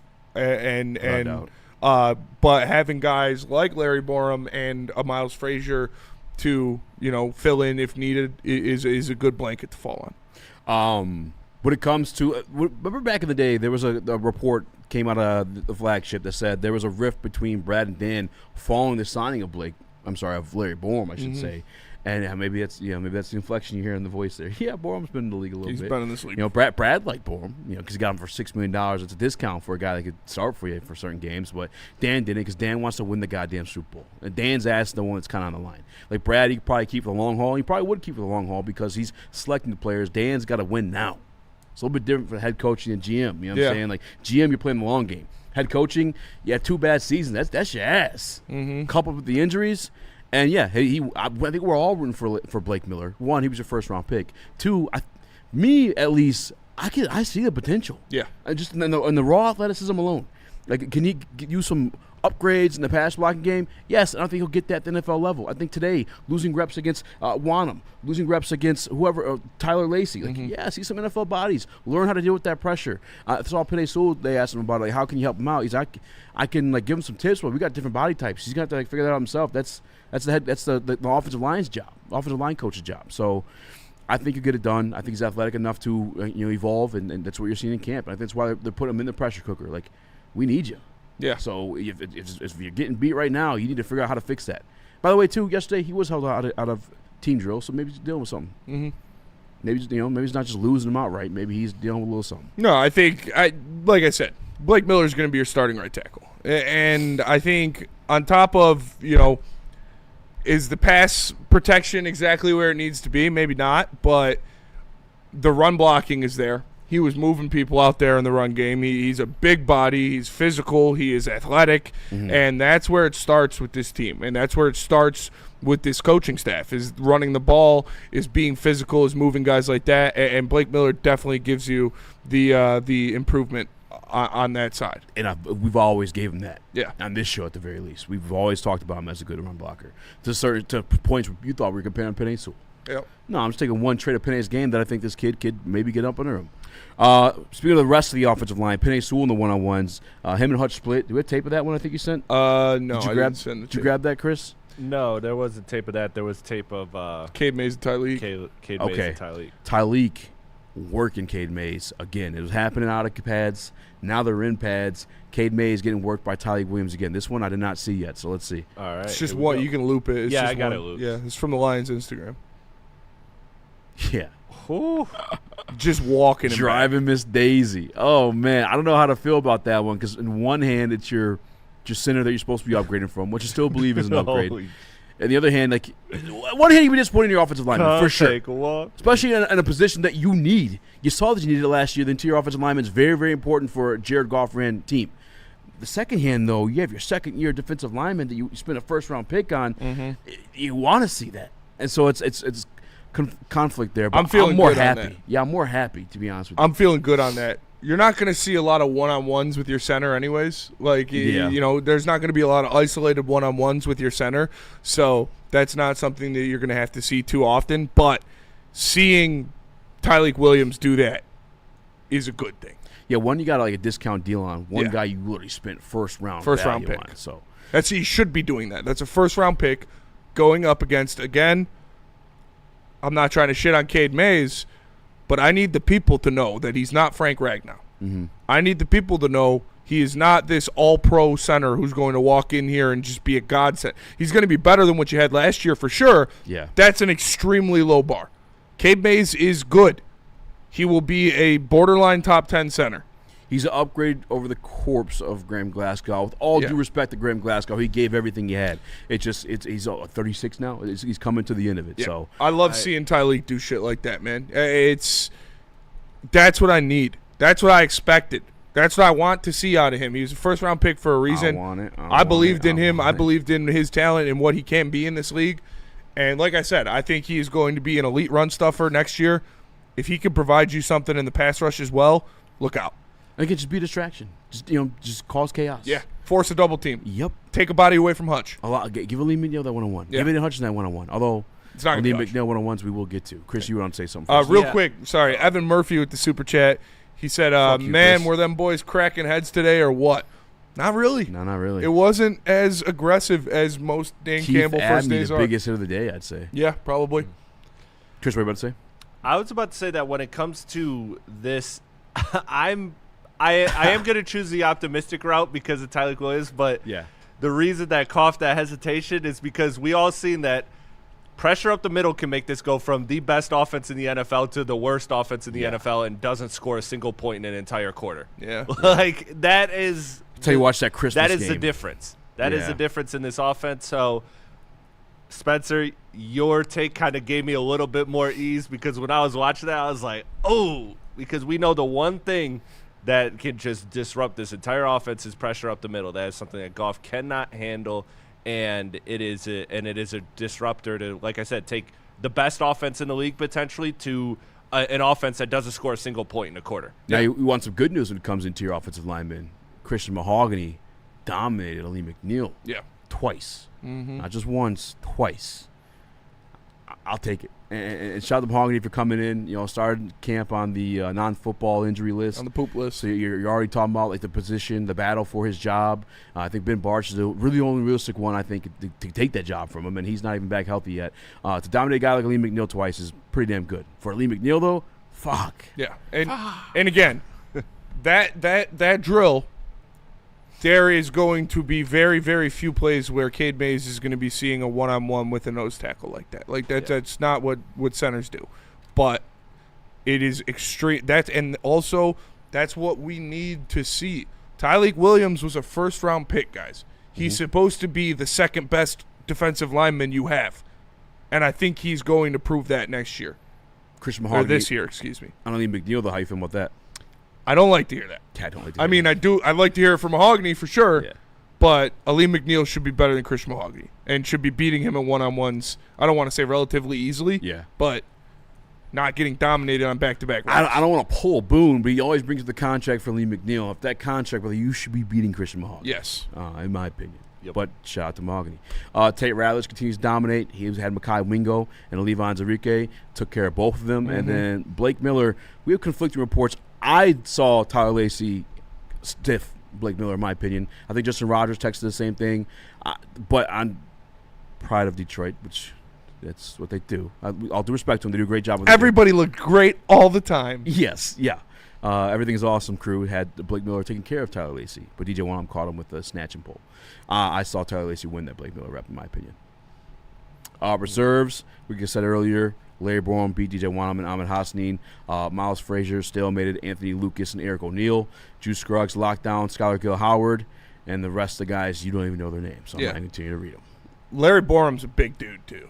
Larry Borum bigger than I thought. Yeah, much bigger. Can confirm. I feel the same way about that, which I like. Yeah, I'm sure they like too. It's good. I think, like I talked about, last year's draft class is the factor of this team winning the division or not, I think, when you look at Tate Ratledge and Tyleik Williams. And hearing both of these guys, the Spenny selects, the Spenny All-Stars. Yeah. Both of them dominating camp, being physical, being aggressive, being nasty. I love to hear that because those two guys are extremely important for this team's success next year. I'll take the Tyler Lacey still impressing me so far. Yeah, Lacey's look good. Yeah, like honestly, today he looked phenomenal. He looks faster than last year. He does. I was listening to him during his media session, and he was just saying like last year kind of got thrown in the shuffle, getting traded for last minute towards the end of camp. This year, having like an adjustment period of like what their expectations are for him, what they need out of him, it was a much easier kind of lock approach. in on what you got to do. Exactly. Yeah. So, and maybe we're seeing the fruits of those labor because he looked phenomenal today. I got to be honest. He looked good. And again, Tyler Lacey, a guy that I'm pretty comfortable with saying is going to make this team because of his versatility along that defensive line. Yeah. He can play any position. I think he's going to be the one to. It's him and Ahmed. They're competing for the same position right now. Yeah. And Tyler Lacey's got that, like you like to say, versatility. Yeah. Up against Ahmed Hassanin at this point. But let's go to break. Tell us about Supreme Lending. Let me tell you about Supreme Lending. They're the best in the business. They treat you like family. Chad and Chris, call them. Their numbers are on the screen today. They got 0% down payment programs available and a 97% customer satisfaction score, 99% close on time. They don't waste your time, and they save you money. And Woodward sports fans, you get an extra $500 off your appraisal just by telling them that Woodward Sports sent you. So go ahead. If you're buying a house, tap in with the boys at Supreme Lending. Check it out.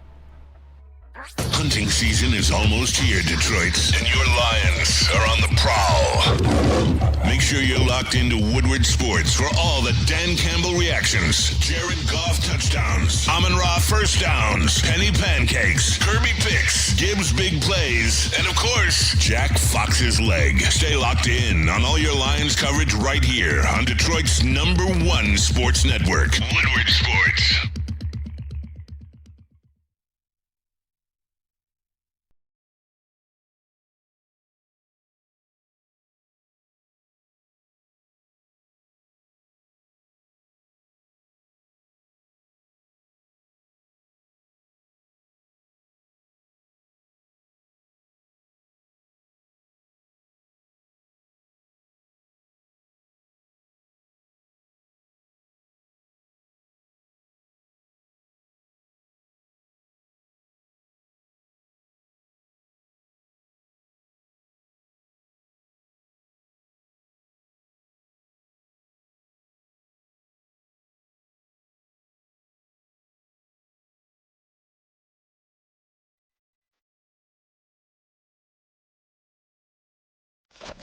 We don't like to brag that we are the toughest sports network in Detroit, but we do have a guy named Darren McCarty on our side. Woodward Sports.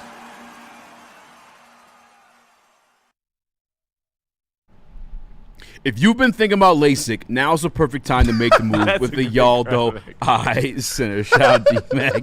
The vision experts trusted by Metro Detroit for over 30 years. In fact, Woodward Sports' own Darren McCarty trusted Dr. Yaldo to get his vision right, and he's been raving about the results ever since. LASIK is quick, virtually painless, and most procedures take only about 8 minutes. Many patients are back to seeing clearly as soon as the very next day. And right now, Yaldo Eye Center is offering an incredible deal. LASIK for just $19.99 per hour, regardless of your prescription.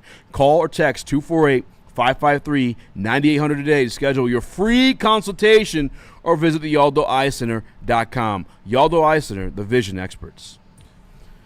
That's how I'm about to be at camp next year if they fucking hoe us again by putting the team on the opposite side of the field. For real. Man. That was crazy. That's a great graphic. That is a great graphic. That is a great Shout out to graphic. Lynch. Always Hey, cooking. D-Mac hold out an eagle today, so those new robot eyes are working extra time. Yeah. Oh, it was an eagle? Yeah. Oh, I thought it was a hole in one. Good thing I captioned that differently on the story. Shout out. Welcome back to World of Weights Live, WorldSports.com. I'm Easy. Joe, my spin more racks. He does So have Chris, 4 holes in one. Four cups, 4 hole in ones. That's kind of crazy. Yeah, actually. I know, dude. Guy's a piece of shit, man. We got Fucking a lucky couple. asshole. You got Dan Campbell in the DB battle? Yes. Let's run it. Cornerback 2 spot right now. It seems like it's Rocky Sin versus Ennis Rakestraw, but maybe Nick Whiteside has a shot to elevate himself there. It's another position where, Rock's making plays. We've been with Rock. We know what he's about. We know the way he competes. We got high hopes for Rakestraw too, and you see flashes with him, man. There's some good stuff. There's some just same thing, inconsistencies with him a little bit. But then I would say those are less and less every day, which is good news. Whiteside has made plays every day. Every special teams and on defense, every day. All right, there has not been a day yet. We've had 4 practices where he has not made plays. So this is about to get interesting. It's going to be really interesting. Today was tough to see from the other side of the field during the team drills what was going on there. But I did see Rake get got by J-Mo a few times. Yes. I will note J-Mo this year, I feel like he's intentionally trying to catch with his hands when he remembers to. Yeah. Saw a couple body catches, but he's intentionally catching with his hands this year, which is different from like years past. I mean, you guys have been watching J-Mo's entirety of his career. He catches with his body most of the time. And by the way, we've heard all-time greats like Michael Irvin like said there's nothing wrong with it. That's that's a normal thing to do. But this year he's intentionally trying to catch with the hands just so he can make those highlight plays. Or sometimes it felt like he could have reached out and grabbed certain balls. It's like he's intentionally working on that stuff. So I like to see that. But I will note that Ennis Rakestraw seems more physical, oddly enough, than what I was able to see today out of Rock Yassin. Yeah. Because Rock Yassin is supposed to be this, jiu-jitsu, MMA guy. I figured he'd be great at that stuff. And he was last year with A.J. Brown. But this year, first day in camp and first day in pads, maybe just a younger body was a little bit more itchy to get to it. But I noticed Ennis Rakestraw was a little more physical when I was able to see. Because, again, opposite side of the field. Fuck you, Lions. I love you, though. Yeah, that was kind of ass, honestly, by the Lions. It's kind of fucked up. Fuck the fans a day grandstand in full Allen of Park. fans and didn't do a single 11-on-11 snap in front of them. That's kind of ridiculous. But,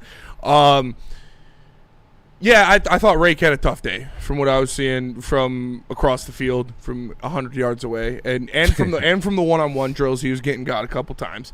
But I did see from 100 yards away, Christian Ezian made a couple plays. He broke up a couple balls that were intended to Amon-Ra St. Brown. I saw that. That was a good. He had a really good closing on one to break up a pass over the middle.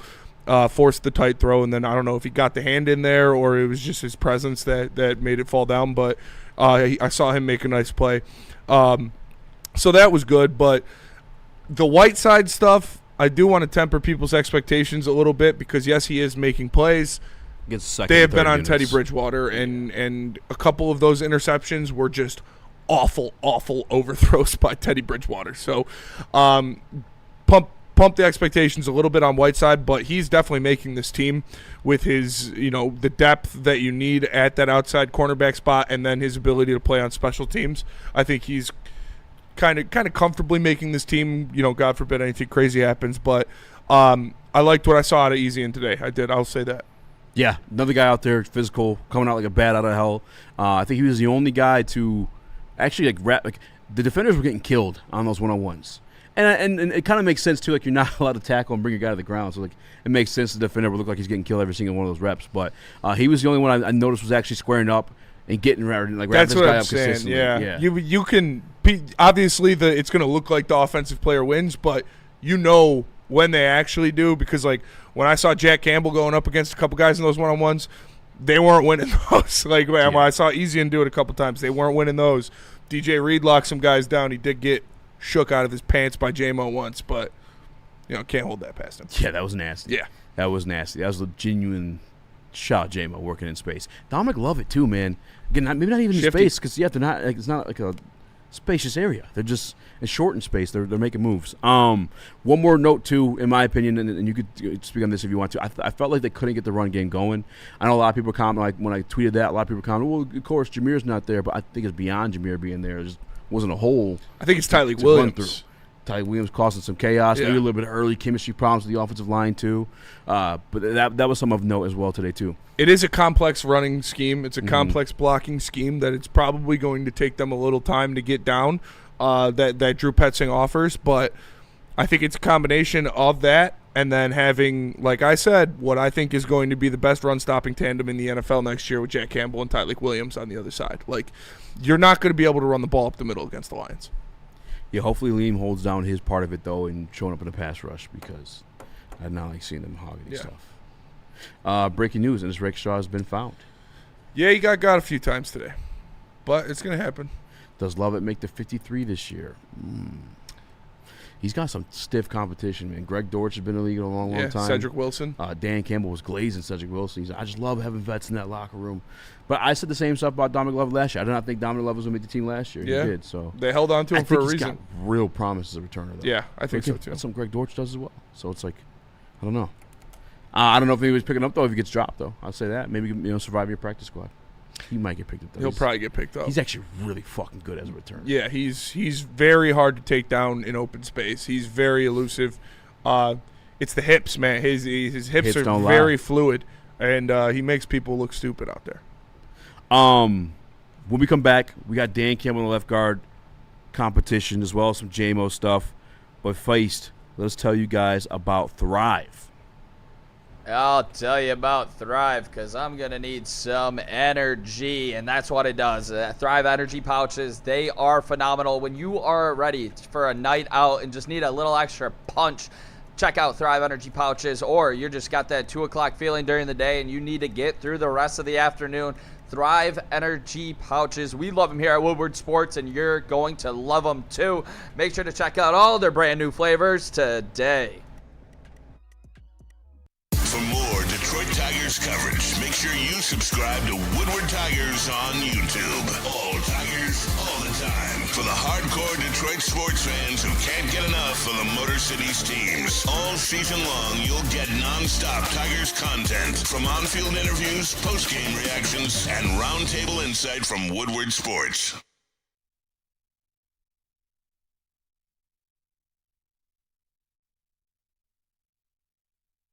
You're building a whole combat sports enterprise in the heart of it in Detroit, and that's what I think is the coolest. I think with opportunity, right? Like you said, maybe you like to punch people in the face for real, and you want to be a boxer, and you have an option there. Maybe you don't like getting punched in the face, and you want to make, you like the theatricals and the storylines, and so you have an avenue here. Maybe you start at one and then want to change to the other. I don't care. I just want you in the building and know that you have some place to go to explore that. Just having the ability to, what do you want to do and how do you want to do it to the best of your ability? And, it all starts with the kids.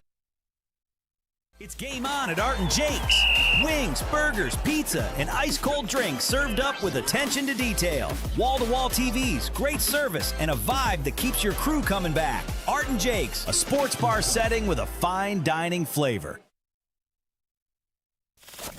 We don't like to brag that we are the toughest sports network in Detroit, but we do have a guy named Darren McCarty on our side. Woodward Sports.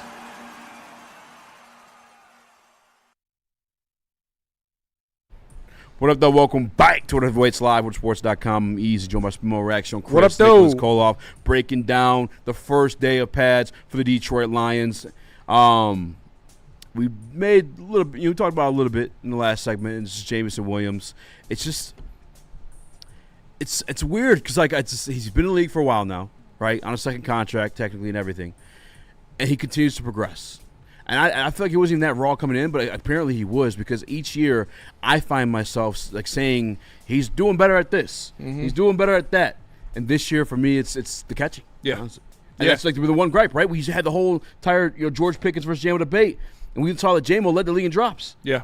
This year he was working on that. He's working on his hands. You see him after practice at the jugs machine with Amon-Ra St. Brown doing those. He has talked himself about wanting to be considered an elite receiver in this league, wanting to be a top receiver in this league. I think Jameson Williams can very easily be considered a top 10 receiver in this league with the talent he has and with the ability that he has. It's just little things that you got to tweak, and obviously that's a big one. Is the hands, is the drops, is changing that, and he is putting in a concerned effort to do that, and that's why I got in trouble from some people for defending J-Mo and calling some guys out, and in the media, some older guys, some established people in Detroit media, calling them out about the way they were treating J-Mo, the way they were talking about J-Mo, and the things that they were saying about J-Mo,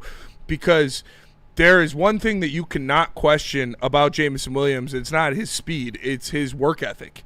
And his ball love. Like, they don't draft guys that don't love football. Just because J-Mo's, a goofball and he's laughing all the time and he's a super happy guy and he likes to eat coney and he likes to, buy water from Kid in the Hoods. Yeah, it doesn't mean that this guy isn't absolutely locked into football. That is what he is. He is a football player, man. And he cares about this game so much. He cares about being elite.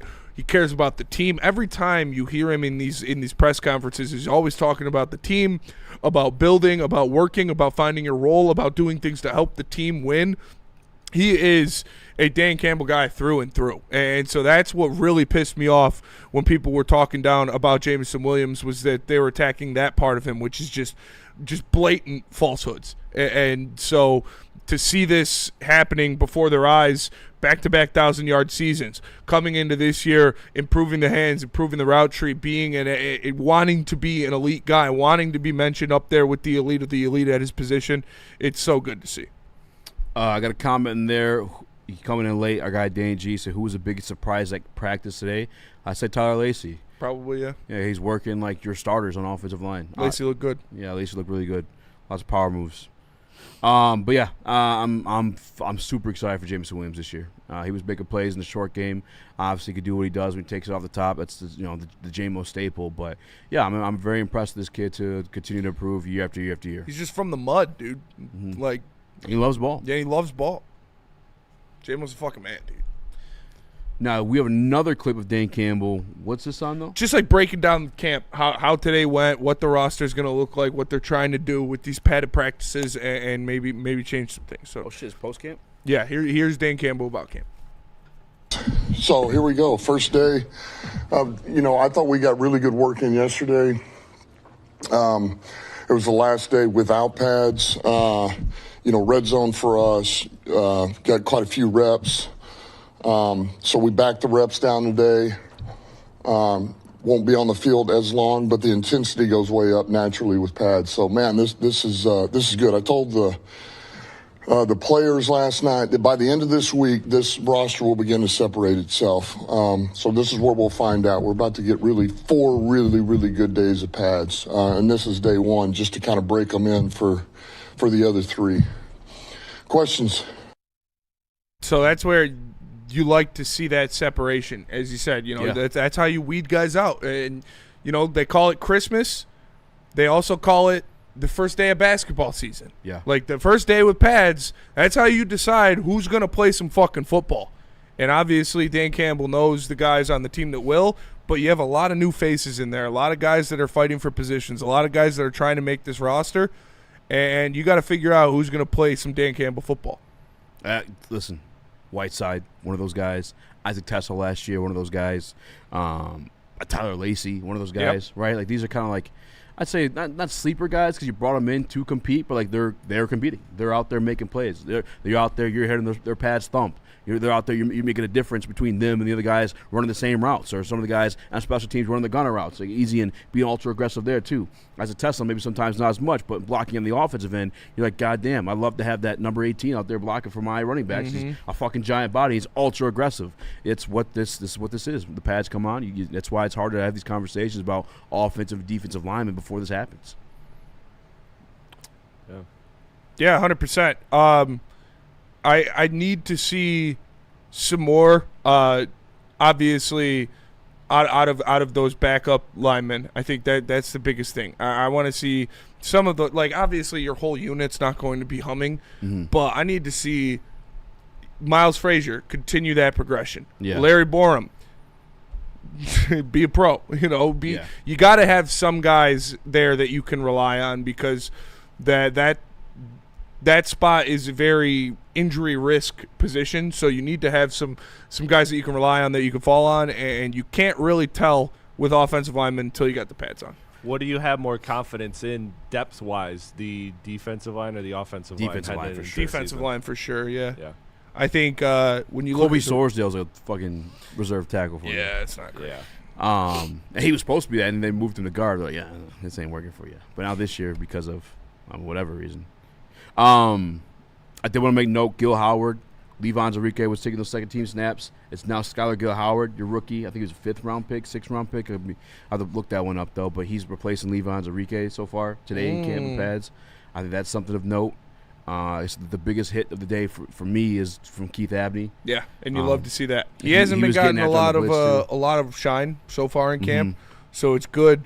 Like Dan said, like that when you put the pads on, that's how you start separating the real football players. And for you to have the biggest boom in the first day of pads after not having the Jimmy Rolder or Derek Moore type of camp without pads, it's good to hear from your rookie. And it wasn't even one where like someone like opened up in space and he got down like a backup running back or something like that. It was a run blitz where he screamed through, executed. Yeah, they had recognition, the run fit, and executed it to perfection. So shout out to Keith Abney for doing that. And like you said, by the time we heard his name. Yeah. I thought Chuck Clark was good out there today too. Chuck Clark looked good. Everything else I just had to read because, again, they're on the other side of the field. It was fucking tough to see. But binoculars next year. Pro tip. If you guys are coming next year or tomorrow or whatever. Or X-ray goggles so you can see through the wall of players. Yeah, that was whack. Honestly disappointed in the Lions for doing that today. Yeah. Just a complete shit on the fans. Hey, just sit over here. Have fun. Yeah. All right. Oh, by the way, you pay for waters this year. I mean, I'm not tripping. I was surprised they were free last year. $4 for a bottle of water at Lions But yeah, camp. they're definitely charging for waters this Maybe year. that's how we're going to pay for Jahmyr Gibbs' extension. $4 for a bottle of Dasani water? Give me a fucking break, Yeah, dude. 20 ounce, too. Even a big boy. Whatever. Mailbag when we come back. But Feist. I don't know. Did you do water hazard? I don't think we did. Nope. Tell us about water hazard, Nick. I'll tell you about Water Hazard. Tigers fans, only place to go is Water Hazard for very first canned vodka cocktail from Founders. And if you're going through some pain, and if you are not thrilled with the way the Tarek Skubal and Casey Mize trade sagas went down, I mean, there's only one drink to pick up tonight, and it's Water Hazard. Make sure to go try some, or next time you're at a bar or your local establishment, make sure to check out Water Hazard. They're delicious. We love them here at Woodward Sports, and you're going to love them too. Make sure to check out Water Hazard today. Hunting season is almost here, Detroit, and your Lions are on the prowl. Make sure you're locked into Woodward Sports for all the Dan Campbell reactions, Jared Goff touchdowns, Amon-Ra first downs, Penny pancakes, Kirby picks, Gibbs big plays, and of course, Jack Fox's leg. Stay locked in on all your Lions coverage right here on Detroit's #1 sports network, Woodward Sports. How do people feel about getting a Planet Fitness membership for $15 a month? How do they like working out in a clean and spacious gym that's filled with equipment for every workout? And how about free fitness training in the judgment-free zone that leaves them feeling energized all day long? Join Planet Fitness today with the free PF app, online or in club, and start getting that big fitness energy for $15 a month. A ton of fun, a ton of sports, and a ton of man meat. Welcome to the Woodward Heavyweights, live daily 5 to 7 p.m. on Woodward Sports.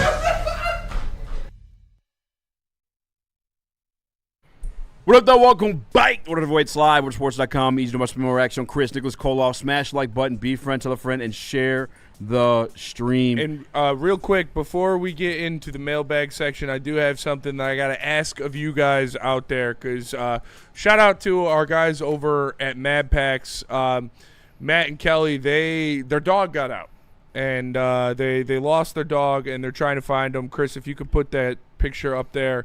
There's the number. That's what the dog looks like. 14-year-old dog. They're trying to find him. There is a $1,000 reward. So Damn.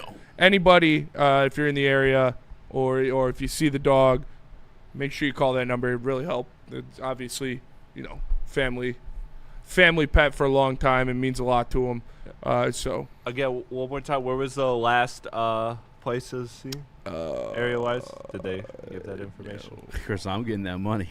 No, I mean, Chris is going to steal a dog and spray paint it. I found it. If I know people in that area, I'm going to reach out. You know what I mean? Yeah. I don't think we have that information. Okay. Okay. I do want to say this. I don't know if I wanted to do this today because I don't want to get choked up and stuff like that. But I do want to say rest in peace to my buddy Jason Harb. He was a barber in Harrison Township. Sorry, bud. He was a father. He just had his son just turned 1 in May. He lost his wife in the process of his having his son born, and then oh man. Yeah, he fortunately passed away in a car accident over the weekend, and now his son, both parents gone.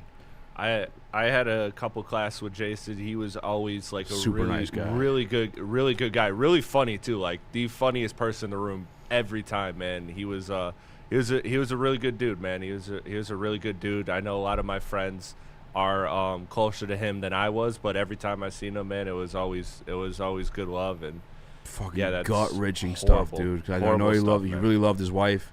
Yeah, and they were blessed with the baby. Then he loses his wife, so he's like raising his kid by himself. Tried dealing with that, and then I don't know, man. It just fucked me up. Yeah. All right, rest in peace, Jason Harp. We got a mailbag. Rest in peace. That is tough. That is fucking brutal. Nick, why do you think the Tigers hold on to Gleyber, even though they traded away their number 1 and number 2 pitchers? I think what this team's been able to do the last 5 games, putting up over 8 runs a game. Javier Baez being back extends the bottom of this lineup with a Max Clark, and you're 2.5 games back. And you had starting pitching depth, and you're going to get back a Jackson Jobe, and you're going to get a River Ryan, and those are 2 exciting arms that, have really high upside in terms of talent. So I think this team did what was responsible in terms of competing for a World Series and them knowing that they're not World Series contenders and that they can't beat the Dodgers. But I do believe this team thinks that they can make a run in the American League and make the playoffs, and that's why you don't trade Gleyber Torres for scraps, because you trade him for scraps if you don't believe that, or if you don't think you can make the playoffs. And I do believe that they believe they can make the playoffs. And to be honest, it's not just that they believe that. I know our group chat's livid as hell. I believe that they can still make the playoffs. This American League stinks. This team's playing really good baseball. The bullpen is the biggest issue. And to me, you're probably going to see some more blown games and probably be the reason you don't make the playoffs. But I truly believe in this young core that they're building, especially on offense right now, with Max Clark, Kevin McGonigal, Dylan Dingler, Riley Green, Eduardo Valencia. You put Gleyber Torres and Javier Baez, 2 key veterans, with those guys. This team's going to be able to produce runs. Will they be able to hold on to a 7-run lead in a Scooble start with everything on the line? Baby Gianni does have grandparents, and they run Golden Donuts. So support them, I guess. Support for sure. Absolutely. Mailbag, free Joey. Joey's free. Joey's out. He beat the case. Shout out. Wow. Demon home. Mailbag, will Kirby be on Munch Time tomorrow? No. Probably not. Mailbag, how good can Troy Melton be? Troy Melton could be an ace. Troy Melton is your ace. And now he is, yeah.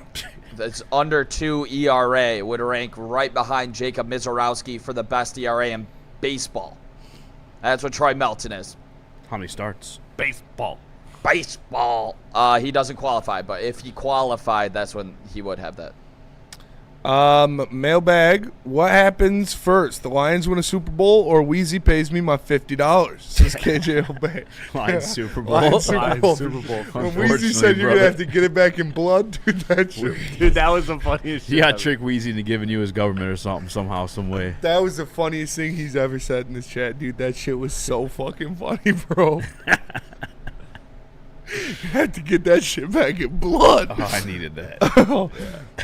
Mailbag, does Fish have an Instagram? Fish does have an Instagram. Fish's Instagram is crazy. He's active. He is very active. He'll post him watching sumo at 3 in the morning. Yeah. He'll post his toes out on a Sunday morning, like the guy eating the most bland food of all time, like pizza pockets and fucking soft pretzels. Love you, Fish. Ooh, Mailbag, what Lions player do you want the cookout invite from? It's 2 options for me. J-Mo.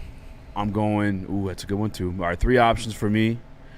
I'm going 1, Tyleik Williams. All right, you're gaining 70, 50 pounds. Yeah. You must be eating good. All right, I'm curious to see Could've been eating out, though. Detroit what's has a going great on there. food scene. That's fair. He did say he stepped off the cruise when he realized he weighed 375 pounds. Oh, damn. So could have a good time on the cruise too. And then cruise. Oh, he was on a cruise. Yeah. Yeah, that makes sense. Kirby Joseph as well. Kirby, I know he's Haitian, Mm. so I know they eat good, and he's always posted some good food on story. But I'm J-Mo going. Also, that'd be fun. I'm going J-Mo just for the vibes. Yeah. That's like fair. I doubt I know J-Mo can't cook, but somebody he's related to, I'm sure, can cook very well, and we're gonna get cooked. You know what I'm saying? 2, I'm looking at those big MAGA boys in the middle, Cade or Tate. Yeah, like those and boys they hunt too. Yeah. I know one of them's got a fresh smoker. meat. Yeah, you got the Sean Belizean cookout over there. That's fair. Tyleek's a good pull too, though. Yeah. There was another mailbag. I don't know. Shout out Woodward Tigers. Make sure you guys check them out. Breaking down the Detroit Tigers trade deadline. Doughboy Steve said, you see what Flaherty posted, or Danny G said that? I did see the empty room. Yeah. Fresh Prince. Yeah. Jack Flaherty, you're not healthy. Yeah, what the fuck are you talking about, Jack?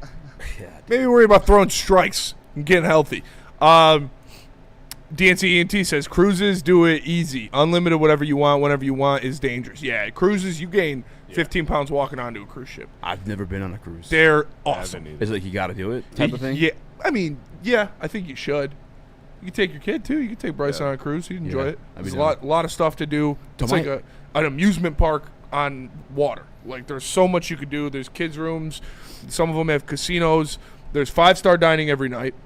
There are multiple, like, college cafeteria size, like, cafeterias where there's got a bunch of shit. They've got, like, unlimited pizza bars, unlimited burger bars that are just going 24/7. It's crazy, bro. I had a lot of fun. Also pop the V card, so it definitely helps.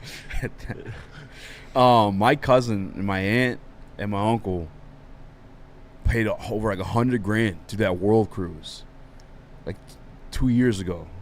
They're on the news and everything about it. And a bunch of people following on TikTok because there's a bunch of like drama. It was a year-long cruise, going like all the continents. Yeah, $100,000. That's crazy. That is insane. They got money like that though. That is a boat I would not get on. That just screamed Titanic to me. Like I feel the same way. Awesome boat. Yeah, that's the side of my family I didn't know until I turned 25. By the way, which I grew up poor as fuck. That would be nice.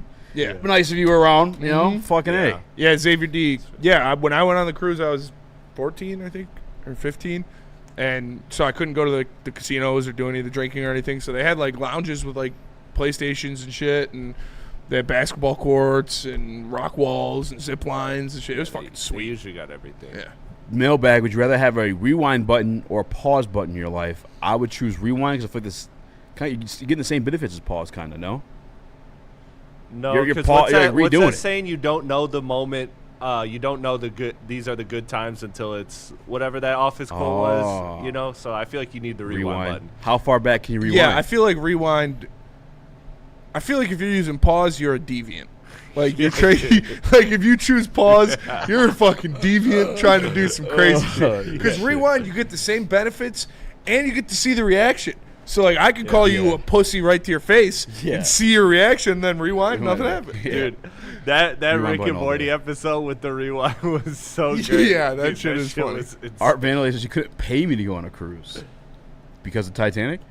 I don't know. I'd go on another cruise in a heartbeat. I had a great time. I went on a Disney cruise as a kid. I remember like the basketball tournaments and like stuff like that were really awesome. And you got to meet everybody from around, obviously, like different like worlds. I remember like different kids wearing different jerseys from where they were from. You know, we had remember going up against a Dirk Nowitzki kid. Hell yeah, he was like older than me. You know, I was on the cruise, and I what was it? It was during March Madness when Michigan was making the run with Trey Burke, and so we saw the Kansas and the Syracuse game. Money. Yeah, it was pretty sweet. Yeah, and it was like they games. had like a big projector and a grandstands that everybody's watching it. It was pretty sweet. We are going live, Woodward Tigers, literally immediately after this stream ends. So make sure to go subscribe to Woodward Tigers, and we're going to break it down.